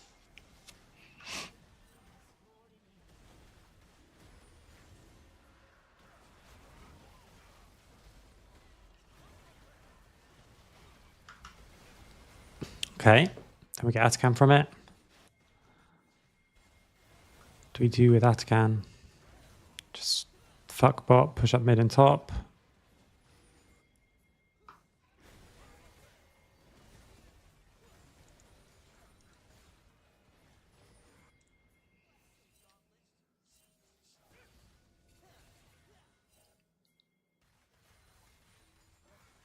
Really hoping it's not just straight into a Baron. Okay, we clear the wave, clear the tower, put vision down. Braum resetting from all wards. Clear this wave high. At least now there's loads of control. So like this is quite different. I still think I would rather have someone flanking. Like we don't all need to be hitting Baron. I don't know what cries is like what cries adds to the Baron in terms of damage, but I don't think it's very much. And you can just both be having like Ari here, Cassante here, or even you just have one flank. And when they check, you don't even need to fight. You just back off to the next bush. And then it means they're just in so much slower. And you end up making the Baron be much more secure, even though... Yeah. And then you could argue that having Christ to tank the Nash instead of the Nocturne is really good. But then you would just like be happier having Mersa doing that and having then the Cassante. Flash Q. This is quite forced. Yeah, and so even though you turn and get a kill. That league players, they love it so much. You know, like they know for sure that it's always easier to get onto a team that is walking into you, but they just love trying to walk into a team that is running away. They just love that. Yeah, also like Mercer even here, like the fact that Mercer is basing while everyone else wants to clear these waves and go Baron. Like, yeah, he comes back with wards, but like you say, he could be the one tanking and then Kryze would feel much more free to... Or even you just have Braum and... like Braum could be holding these points as well. But by the time he gets back, he's not ready. So I'd rather not have wards and have Braum in the right position than be completely disjointed from the team. Because yeah, like you say, you use the tools for the kill, but yeah, that's so forced. Like you just like from that point, just reset the situation, put another setup, come back, and then they're fucked, you know. But like because you spend some time chasing them and getting chunked, then you're not like correctly resetting the situation. Yeah, and like it's still okay, but you had a 6k gold lead and Atakan, and it was one kill. And the control was really, really good. You just lose it instantly. They just rush through.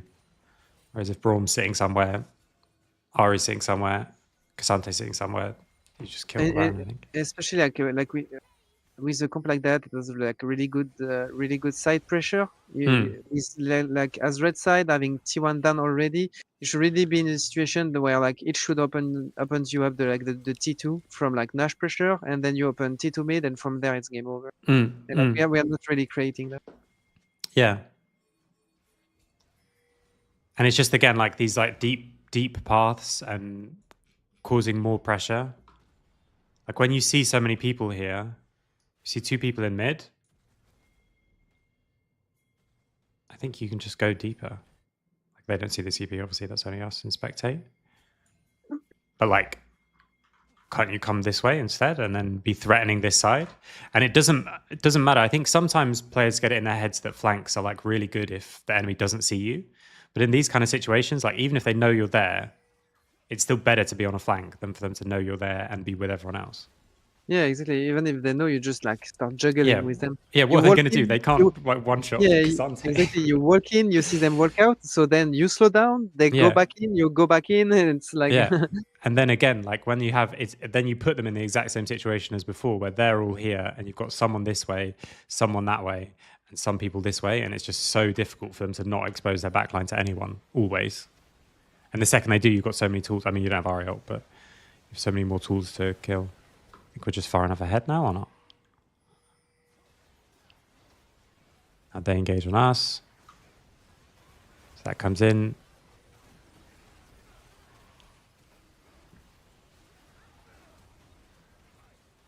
And Christ is just doing so much work still, even after all that in this fight. the champ. You just kill everyone else first and then kill Swain. Yeah, it's just the raid boss, you know.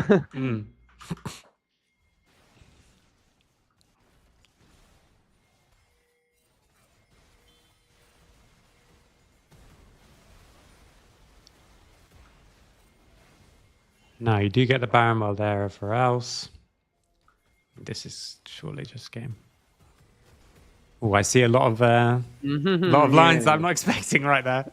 Yeah, it would be a game, but that's not the Solary style. Yeah, it's would gotta it be a be. Solary game without the 10k gold through? Yeah, exactly. You need the content. So Nocturne's threatening to ult across. Mercer just getting hugely chunked by stuff.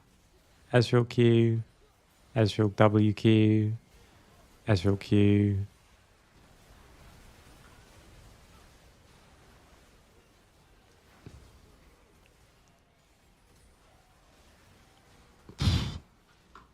Just overall force. Yeah, Way almost crazy. goes like I can see what he's thinking though, right? Like if he gets one kill, then he gets the reset, and I think he just cleans up the whole back end of the fight. But he doesn't kill Jezu. See, He it's really dies close. anyway. But Like if he like that insta kill Jezu, he stopwatch, and then the team can follow up. But like he doesn't realize that team is not in a situation where they can actually follow up. So again, all coming from one direction, all walking at them like this. It was not working. So wonder what happens next.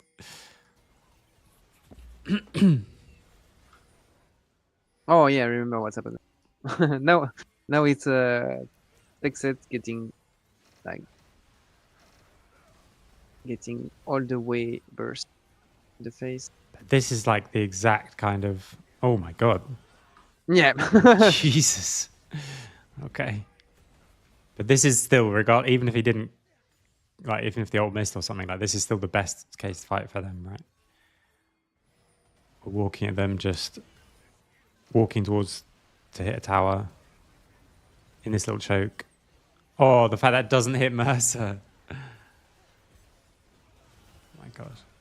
Crazy. And it's the same thing. It's like, okay, sure, we are 10k all ahead, but like, what is our comp, you know? And like, Yeah, we're exactly. just, as you said, walking 5 men into them. Well, like, it's exactly what they want. You're We Elder in could 40 seconds. Yeah, we could just send. We just send Haribot, and like, what do they do? You know, like, Yeah, exactly. like whoever they sent into Harry is losing, and then you split. You already start having their team split because they have someone into Harry, and then you just choose what you do. You know? Yeah, someone into Ari who's going to get pushed in, and then Ari just disappears off the map, and they all have to be so scared. Okay, but now they're going to get Elder. So like, in some way, it's like some form of like laziness, or just like, oh yeah, we're so far ahead, let's go 5 and end the game. Well, no, that's not how leagues work.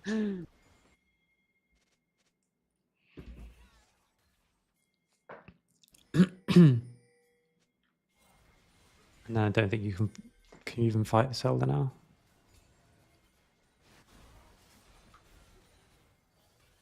And they get mid push. I mean, with bot inhib down already, if someone's going bot, they have to go through bot into mid, right? Well, maybe you just don't want to fight anyway on the Baron, because as soon as Baron and Elder wear off, you're still just winning any fight where you don't come all into them from one direction. So maybe it's okay. We just look to see if we can make a pick with Nocturne. Take some camps while they take Baron. losing a bunch of time. And now suddenly, okay. Until they go way too deep, we're okay.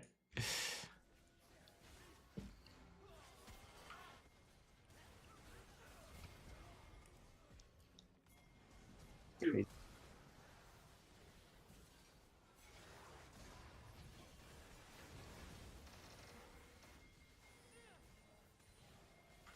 As Elder falls off, right? Now suddenly it's like it's not an even game, but it's getting nervous again. Yeah. Get the sweat for it. It's just the last fight again, not from all one direction.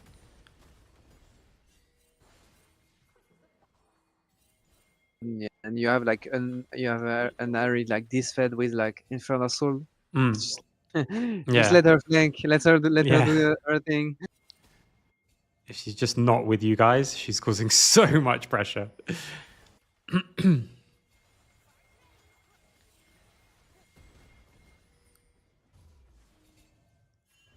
Then Inhib's still going to be... Okay, it's coming back. So you have Swain catching so much resources. Really scary.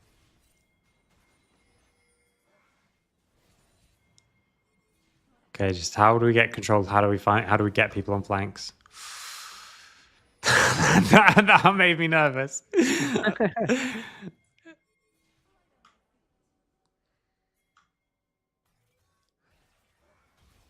Okay. It's okay. He was tanking for him.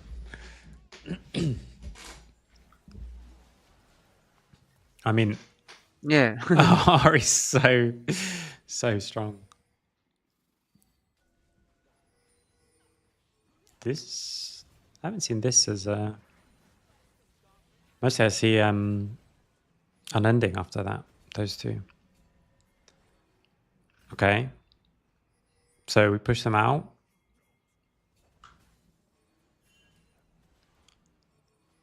Okay, enemy just takes midwave really high.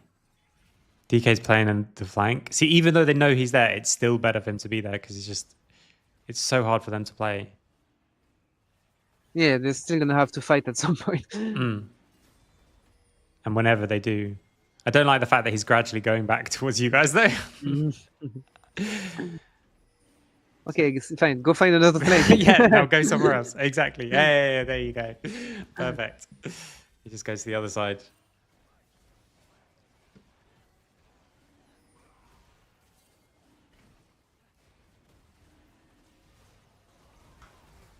Oh yeah, that hook was really unlucky actually. It makes the fight really hard for no reason.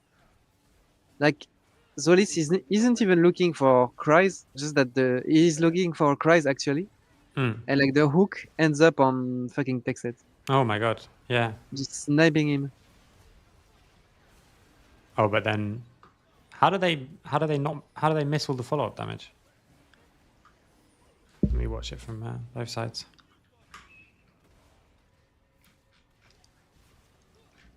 So goes through two people, but then the big way out just completely misses. And so Texet doesn't die until now. The fact that we win this fight.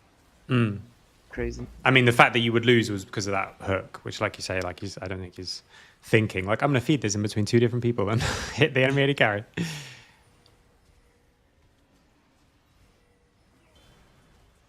Yeah. Thank God top laners. Yeah, thank God he timed that Q3 really well. Okay, all right. But if we watch it from their point of view, like, I just want to see... So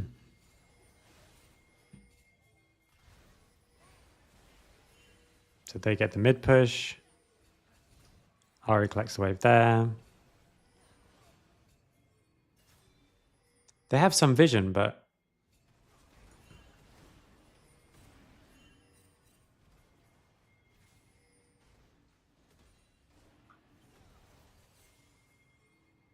All right, way backed and TP'd. With item. But I just think like holding the flanks like much more aggressively still would be good. Okay.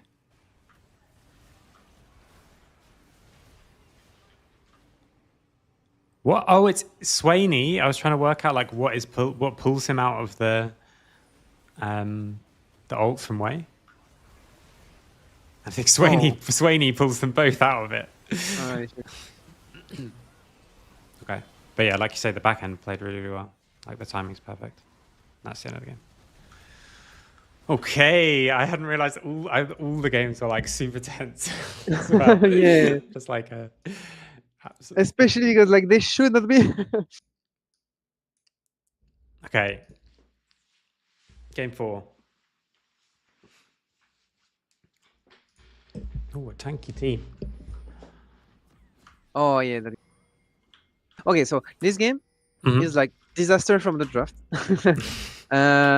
Like basically how it went is like we ended up with like Air 4 Galio. Okay. That was already really, really bad because like they were for sure playing to receive. Yeah. And like the thing is like we were actually like starting to like draft for Silas, but like in the for like Silas R4, but like in the end it was not what they wanted, and they were like, okay, maybe we should take jungle, but jungle was like, I'm not really sure I want to take jungle right now, and like they just ended up being like, okay, we go with Sion and with Galio because we had like 1 second left, but it was just really bad pick. Yeah. And like the way they played the early game, Galion is like really, really good. Like what they did. Okay. I mean, you're gonna see. I'm not gonna spoil it to you. Wait, we did duo mid into Cassio. The chat's like, okay, we go to game 5 now. What game 4? Okay, so we're trying the invade with Sion with Galio in top side. But I think this 1v2 is hard to like pressure. Oh god. Yeah. So what does he do? It's really smart. He Rolf into go around, but like he actually could even do. He could have done even just golems. Like he would have done do golems and do the same thing. But like overall, the idea of doing one camp and then contesting on the Lilia is And this is the downside of these like mid pushes is that enemy support could also be here. I mean mid swaps, sorry. And then after that's done, it's just okay. That's a tough start already. Yeah, and also it's the kind of game where like from the get go, outside of draft, like the players like they already knew draft was really hard and not what they wanted. Yeah. So they already go into the game with the mindset of like, okay, we have to do some crazy shit to win this game. Yeah. And then and the then first you thing have goes that, bad, yeah, you have that happening in the early game, and like I knew like from that point the game was like just like fucking lost.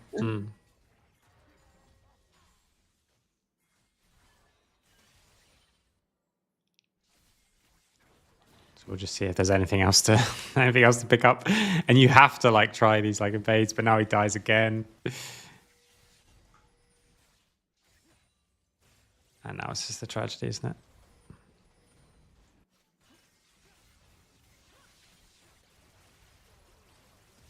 Oh god, it's a tragedy.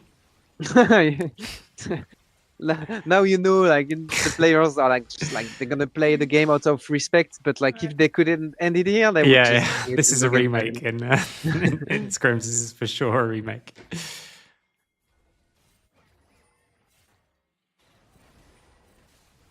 And especially against like just the way the like boss comps work from behind, there's no way we actually do something.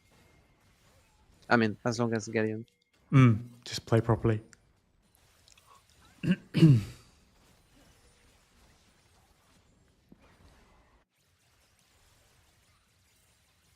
mean, you have a Lilia that is like 20 CS down on a Poppy, so just that is like depressing. Yeah, yeah.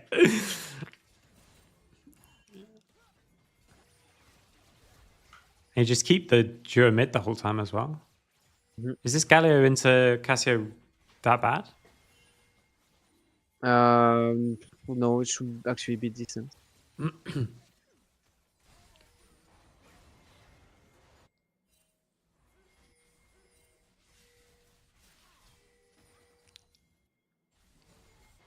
I mean, On top lane. On a it's longer actually- lane, it's harder. Yeah, Yeah. for sure.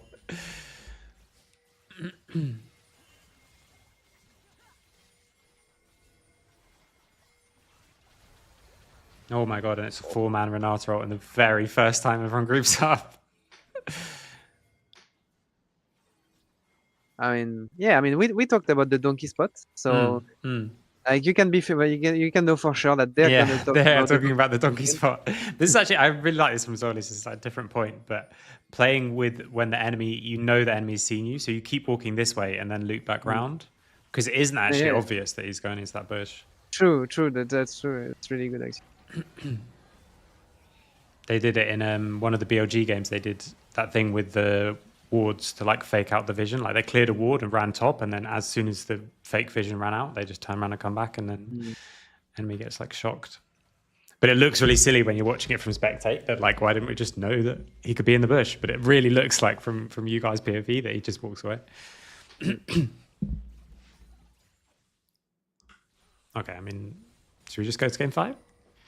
I mean, Is there anything you can just zoom through the game, but like it's like nothing happening. It's just us getting like fucking murdered. Let's jump to this one. Let's have some red as well. But I always find, in a way, I mean, obviously it does depend on the players, but in a way, for most teams, losing like this is actually better than losing a really close game where you just say, look, guys, we fucked up the draft. Like, let's just go to the next one. We fucked up the draft. We tried something cheesy and it didn't work. Let's just go next. Yeah, it's really easy to move on from this kind of games. You're just like, you know, it's like draft was bad. Some shit happened early game. Yeah. Just don't sweat it. Oh my god. It's a 6k gold lead at 18 minutes. Yep. Against a team that really wants to receive. Yeah. Yeah. Good luck.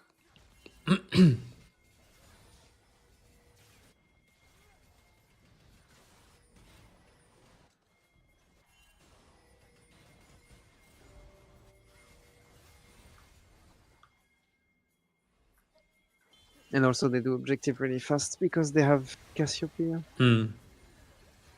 Yeah, and you've just got no, like, it only plays the force on them, and they want that anyway, even if the game was even. Okay, let's go to the next one. So we've got like half an hour before I need to get ready for scrims. It's a fun series, though. Yeah, for sure. A lot of things happening. Yeah, I just love like best of 5 fearless. It's just so fun. Okay, this is the one I was watching, but I wasn't like super paying attention. I was just enjoying the moment of the swings back and forward. The craziness. Yeah.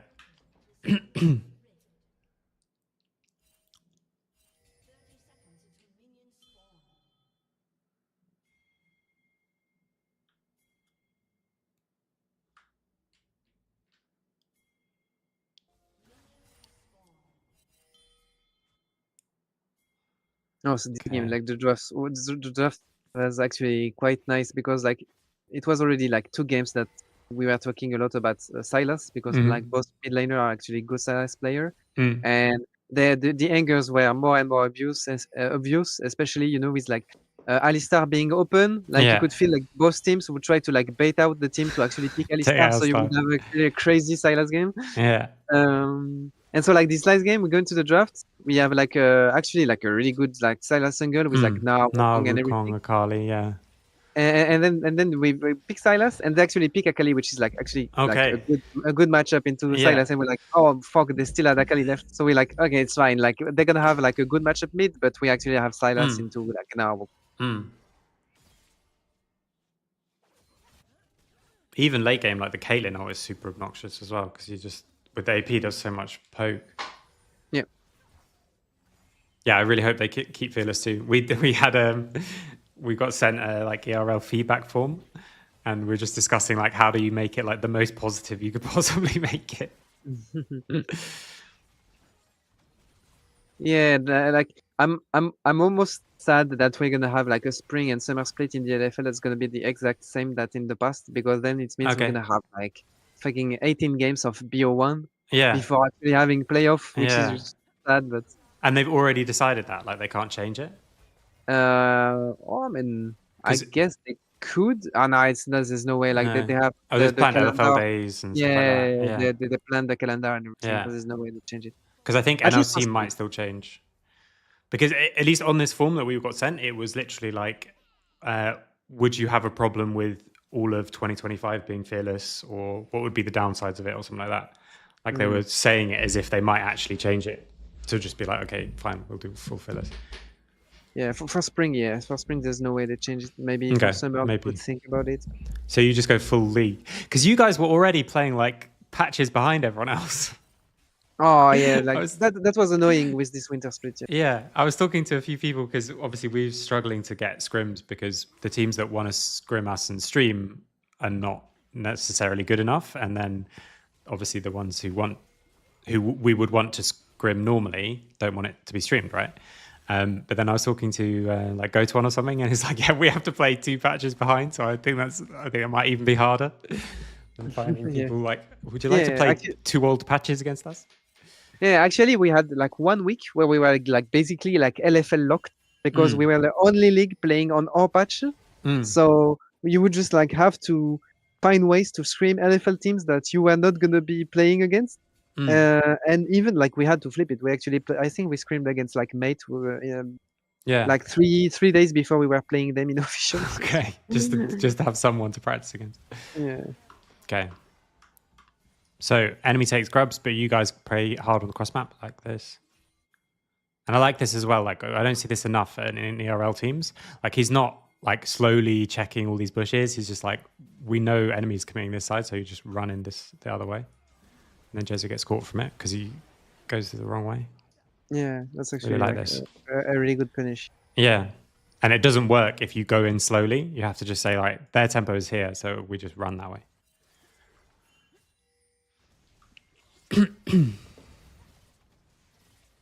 This matchup as well, now they have the double electrocute buff. Yeah. Like even more one shot.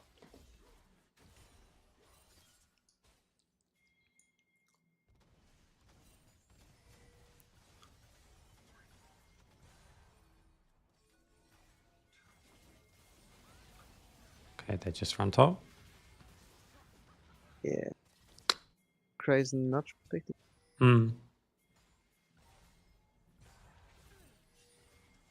No, really get much out of it. But...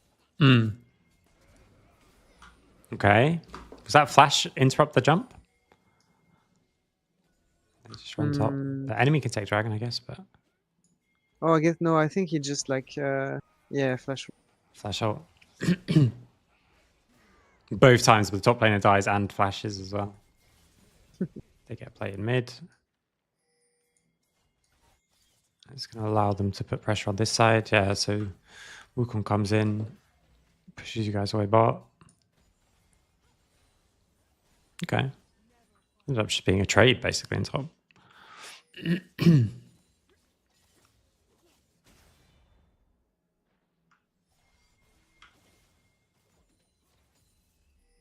guys like this duo mid lane really early on? Again.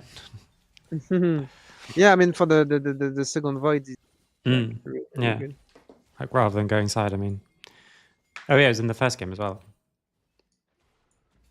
think it just gives you like a different kind of access to the objective as well, which I really like.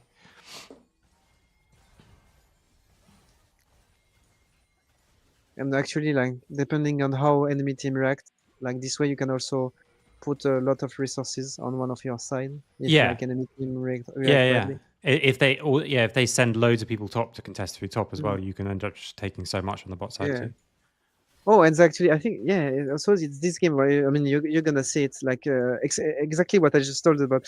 Like so they're gonna react badly to like void, because like they're gonna like just try and match through bot side, but they're actually gonna like stick around too long on bot side, and we're actually gonna punish on the Gnar, and the Gnar is gonna lose like freaking 2 waves. Okay. Which is actually quite interesting. So grubs 3/3.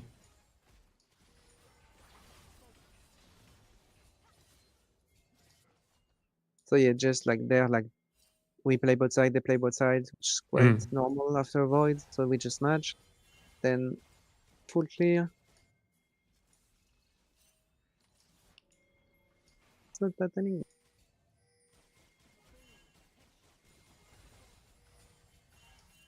Yeah, so I thought it was at that point. You're gonna see it. So now we just play on this next wave. We go to top and we have the Gnar to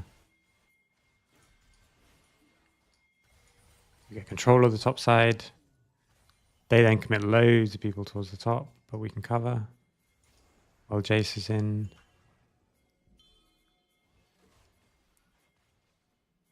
Mid. Gnar has no mega. We're going quite far forward.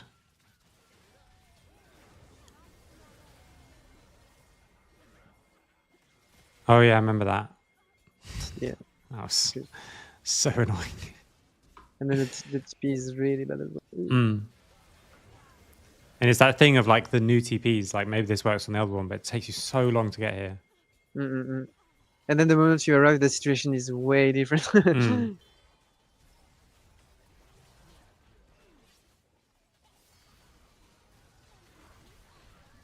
At least, like, if he gets mega there as well, it's like even more of a nightmare.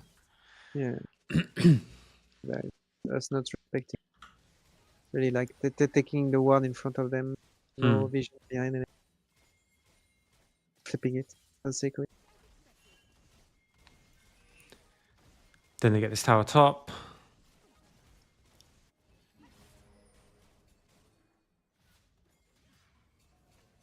We can't really play on the other side.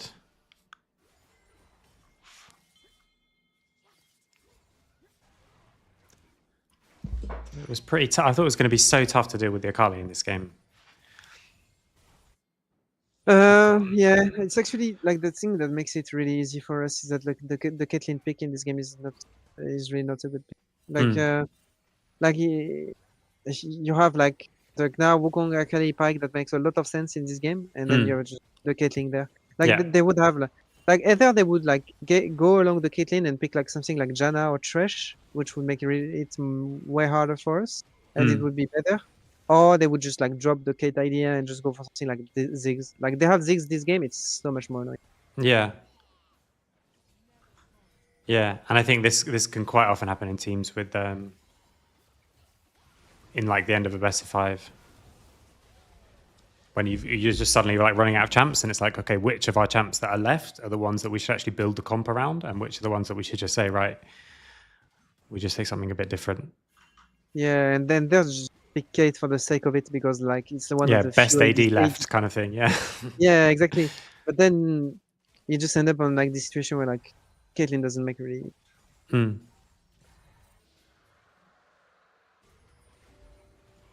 like you could also take like a Aphelios or something as well.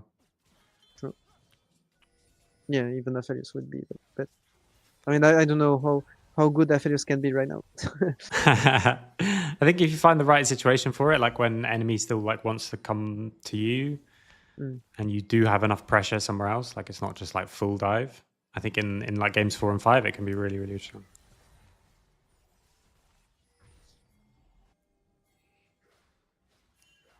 But you do still have to be like an Aphelios enjoyer, you know, because that is the one thing about Fearless and scrims and stuff all the time, is that if you aren't that comfortable on a champion that takes a lot of game time, it's quite hard to actually like make it happen. We had a couple of times we did stuff which I think is quite useful. Like when Mel first came out, we said we'll do full 5 Fearless, but Mel doesn't count as Fearless, you know? Like you can pick Mel in every game, just because I was so worried that we were going to have like one game playing against it, one game playing as it, and that was our week of practice with the new champ or something. Okay, enemy takes mid, you take bot. This I thought was going to go so bad. No, like the thing is like they just don't have enough. They overforce it, and especially when you look at like Galion perspective, then like I think it's the first iteration where you realize that like Caitlyn cannot do shit with the team. Yeah, exactly. Like obviously you can't do it now, but if it was like Kai'Sa or something, this whole thing is so different. Yeah, exactly. Or Ziggs, like you're saying. because like okay they want to play bot, and like the Caitlyn is like Got okay push sure mid. I'm gonna play with you, but like look at the Caitlyn, like she's gonna go in on the flank and she arrived there. Okay, I got to the fight, and then okay what do you do now? Yeah. Traps flashes away. Basically dies. And us, we are really happy to take this fight. Mm. The Akali is already chunked. We already reposition ourselves. So now the gold's even again.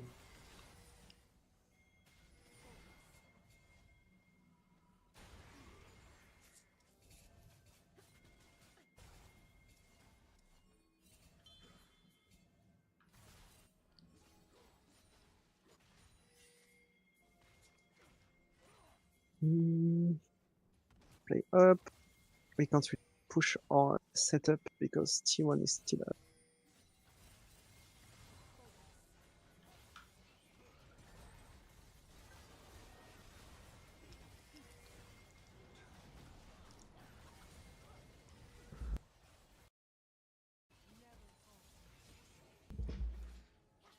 But Silas with Naro as well is like so much threat. It's crazy also that like how good of an item Spirit Visage is now. Like just like you can see just the shield on Zaki are crazy, but even now like he just had like that's just from one situation. It's like an extra 400 HP or something. Yeah. Shielding and healing. Oh, and that's really good. That's huge, yeah.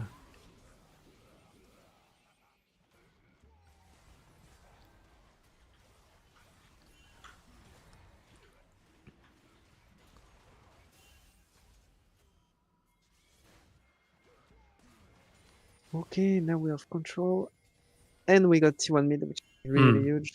Now we can push. Now you can threaten this mid wave, so they can't catch it. And even that, like Caelan's just not safe on catching these without flash as well as that against Zac. It's a nightmare. Yeah. And also, like you can see that people are not really trained to play against Zac because. But like the thing is, playing like players have the tendency to like try to play through mid as much as possible. Yeah. But it's actually like really bad to do against Zac because like he can come he can jump from anywhere. Angles. Yeah. And especially when you've got no flash on your AD. And then here they're just completely disconnected. Like Zolis is just so far forward. He just needs to eat that. Yeah, he knows they're all there. Yeah, and the funniest part is that he actually dies because of his own pink ward. His own ward. True. So he stays, doesn't E, so they can get a ward down, and then the ward kills him as well. Oh yeah, this is what I was talking about with the Baron and Atakan. Okay, so again, like the control and the turns, you don't have any wards to put down. We've got a couple of pinks, but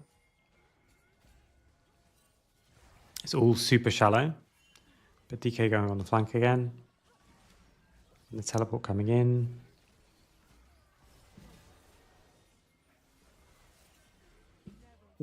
Then we just like walk through. Yeah, like, we just expose and everything. Yeah, they just have so much.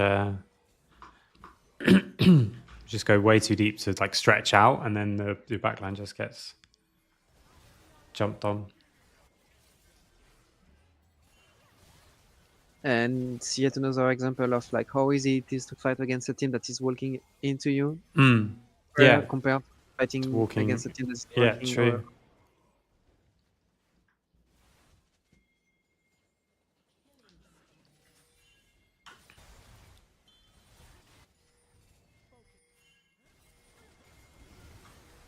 The pick.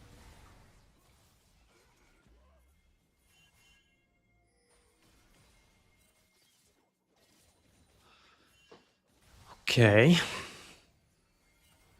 Oh yeah, this I did like. What is he doing? Yes. There's no dragon for a minute. He knows he's on vision. He knows you guys were there, and you got a lot of pick because of the Jhin. Okay.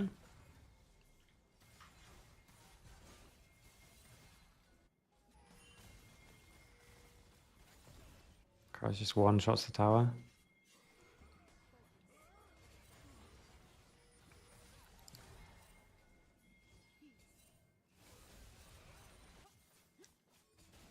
Let's push mid and dragon.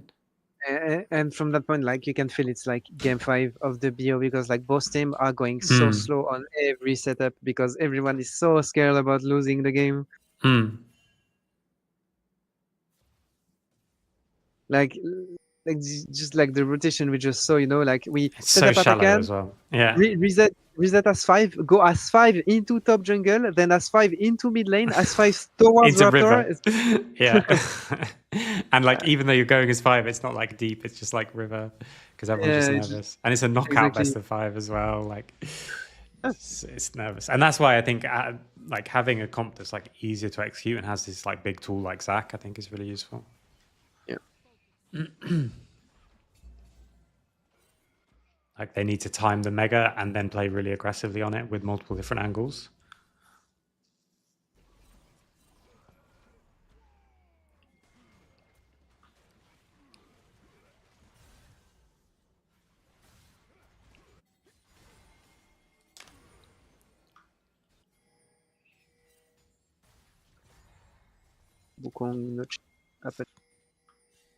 Forgotten what happened here. Push mid and try and collapse towards top. Asa just dies. Yet again, playing that tree bush without wards or vision behind. And just a little bit disjointed with everyone else. So Galions get Atakan.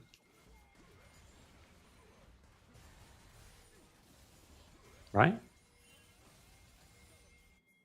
Did they not take it? No. We watch from their point of view. So Nar has push in mid lane. You just got kill. We can get push in top. I thought they would just do it. Maybe it's too risky actually. We just Mercer did. Because from your point of view, like we don't see it for just so long until it's people now show. really scary.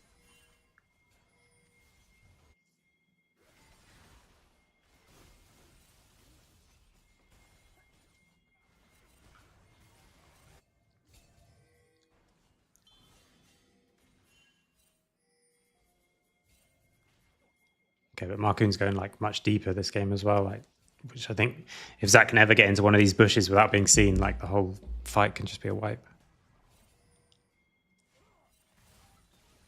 I like it's a review and it's still tense. Like, this has already happened.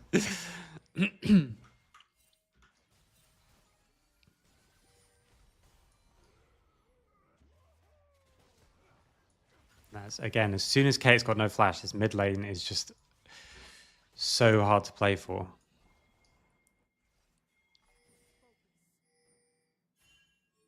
But they're just going to rush it. Or some people are rushing to it and takes us taking mid.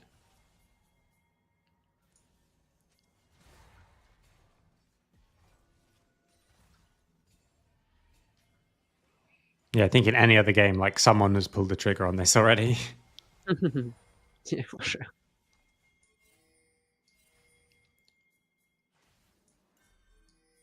Now we're just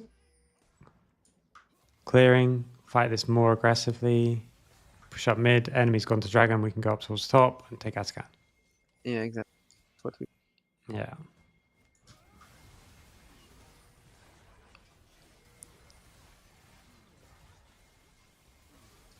And they just can't be there in time. But then this was the part that I was shouting at my TV, I think, at the time.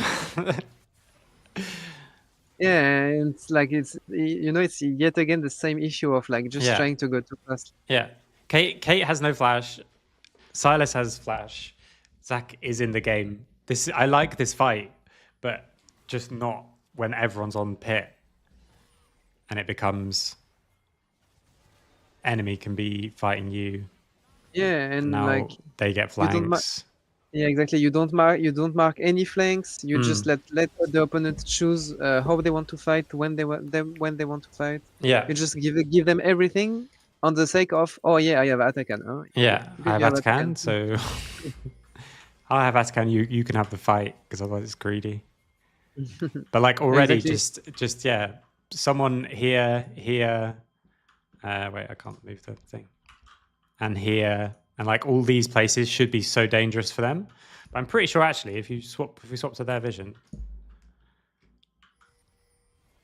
okay, they see 2 people. Now they see everyone. Like they already have seen everyone before Baron even gets anywhere low to be threatened. They can just take their time to like run around. You know, the thing is like all of that can be easily avoided by just like playing one turn mid lane. One turn mid and top, and then just ward this whole area up. Because again, like the fight is good. Enemy AD carry has no flash, and we have so many ways to get on him. Caelan should just not play this team fight at all. He should just stand there somewhere and get one shot. But like, yeah, I think the players get like really baited in the mindset of like you have Atakan, so you just need to force a fight, and just like they forget everything about what is a good team fight. Yeah, it's not like any fight wins. It's like any fight we set up wins.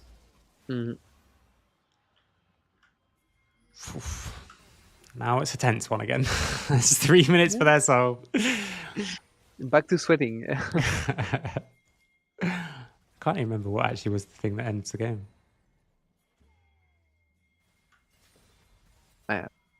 But I remember really well the way we end this game. Okay, so we commit a lot onto mid, so they get side push and mid push. And they're Baron, so they get tower in mid. Get pulled out of our jump. Caelan's flash is almost back up.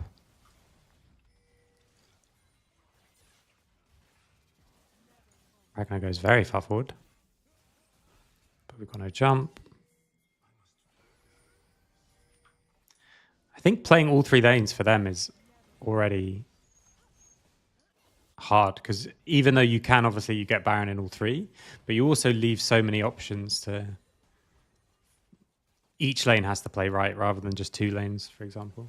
Yeah. For example, it's just like... But you just have like one Zac jump, and they already need to use Wukong ult, Wukong ult for Zac jump, yeah. Okay, Mercer.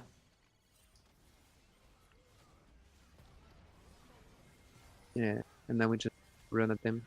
Yeah, and our next Zac jump is a flash. And then this one... I mean, Jesus should have flashed.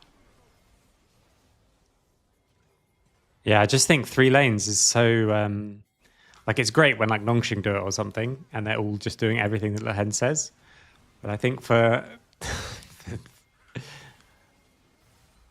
like, ERL teams, I would just say 2 is maybe easier. Because now, again, Akali's TP'd in, but it doesn't matter. Run.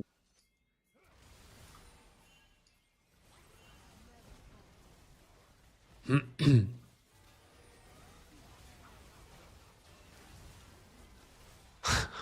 then just go forward. So crazy. Cool. Very good. Well, thanks for that. Thanks for joining as well as the Ruffle Files. It was really interesting to watch. Yeah, I mean, thank you for the invite. Really great. Yeah, awesome. I think I have to. When is your? You still have games to play, or you done? Yeah. On your We're playing this weekend in the finals weekend. So we lost the upper bracket final, but we're playing lower bracket final against Bulldog on Saturday, and then upper bracket final if we win against Lost Returns on Sunday. Both on LAN, which is cool. And LC, just like us, right? The top 2 goes to EMEA. No, just top 1. Oh, just top 1. Just top 1. Yeah, it's a tragedy. Okay. It's because I think all the EMEA seeds are from last year, where NLC just did absolutely nothing, and so it's 1 and then 2 and then 3. Okay. Whereas like even 2, 3, 4 for us, yeah. Yeah, even Italian league gets 4 in summer, and there's 6 teams in the league, and we get 3, and there's 10 including Ruddy and Lost Returns. The Italians did it okay for the last team. Yeah, they did really well. That's the thing. It's just this is the problem. The whole problem with like seeding and LOL is that every team changes, and now you're rewarded for last team. But I'm hoping both winter and spring we can do something at EMEA Masters and then get more slots for next year. Hopefully. All right. Cool. I mean, I hope we see each other in the yeah, for sure. Awesome. All right. Well, I'm gonna leave that, John. Thank you for the Yeah. invite, and I mean, good luck for the preparation and then the playoffs. Thanks. Yeah, you too. Good luck for tomorrow. Yeah, thank I'll you. be Bye. watching. See ya. Same. Cool. Okay. Well, that's done for that. So thanks for watching. There's going to be a VOD on YouTube if you want. Obviously, share all those kind of things, spread it, whatever. Just a bit relaxed. It's a bit weird doing it when it's a team that like we could play against, as I said before on Twitter. Normally, I like to do this against top teams, and then I don't mind being like super critical or anything like that. But it's fun to just watch the series and catch up with how you guys are doing. So we've got 25 minutes before our scrims. So actually, probably what I'm going to do is I'm just going to leave the stream on.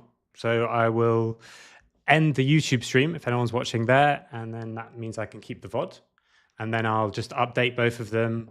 I'll be right back, and then happy to answer any questions that people have for just 5-10 minutes before we come into scrims. So I'm going to be back in 5 minutes or so.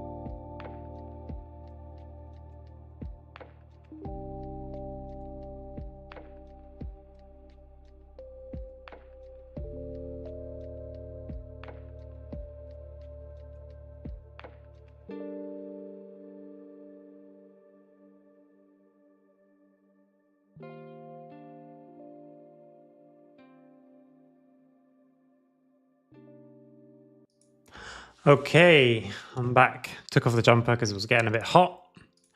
So I'm just going to load up the TR, and then I can answer any questions that you guys have and stuff like that.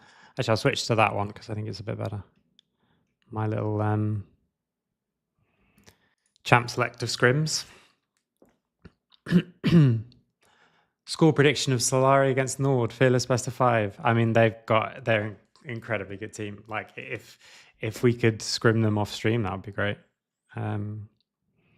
If we scrim on stream, it would be even more fun. But I can understand why they don't. Like the LFL is so stacked. Reset my chin up counter.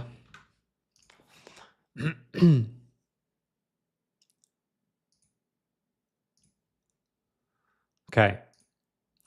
So the scrims for today, I'm going to just update like titles and stuff like that.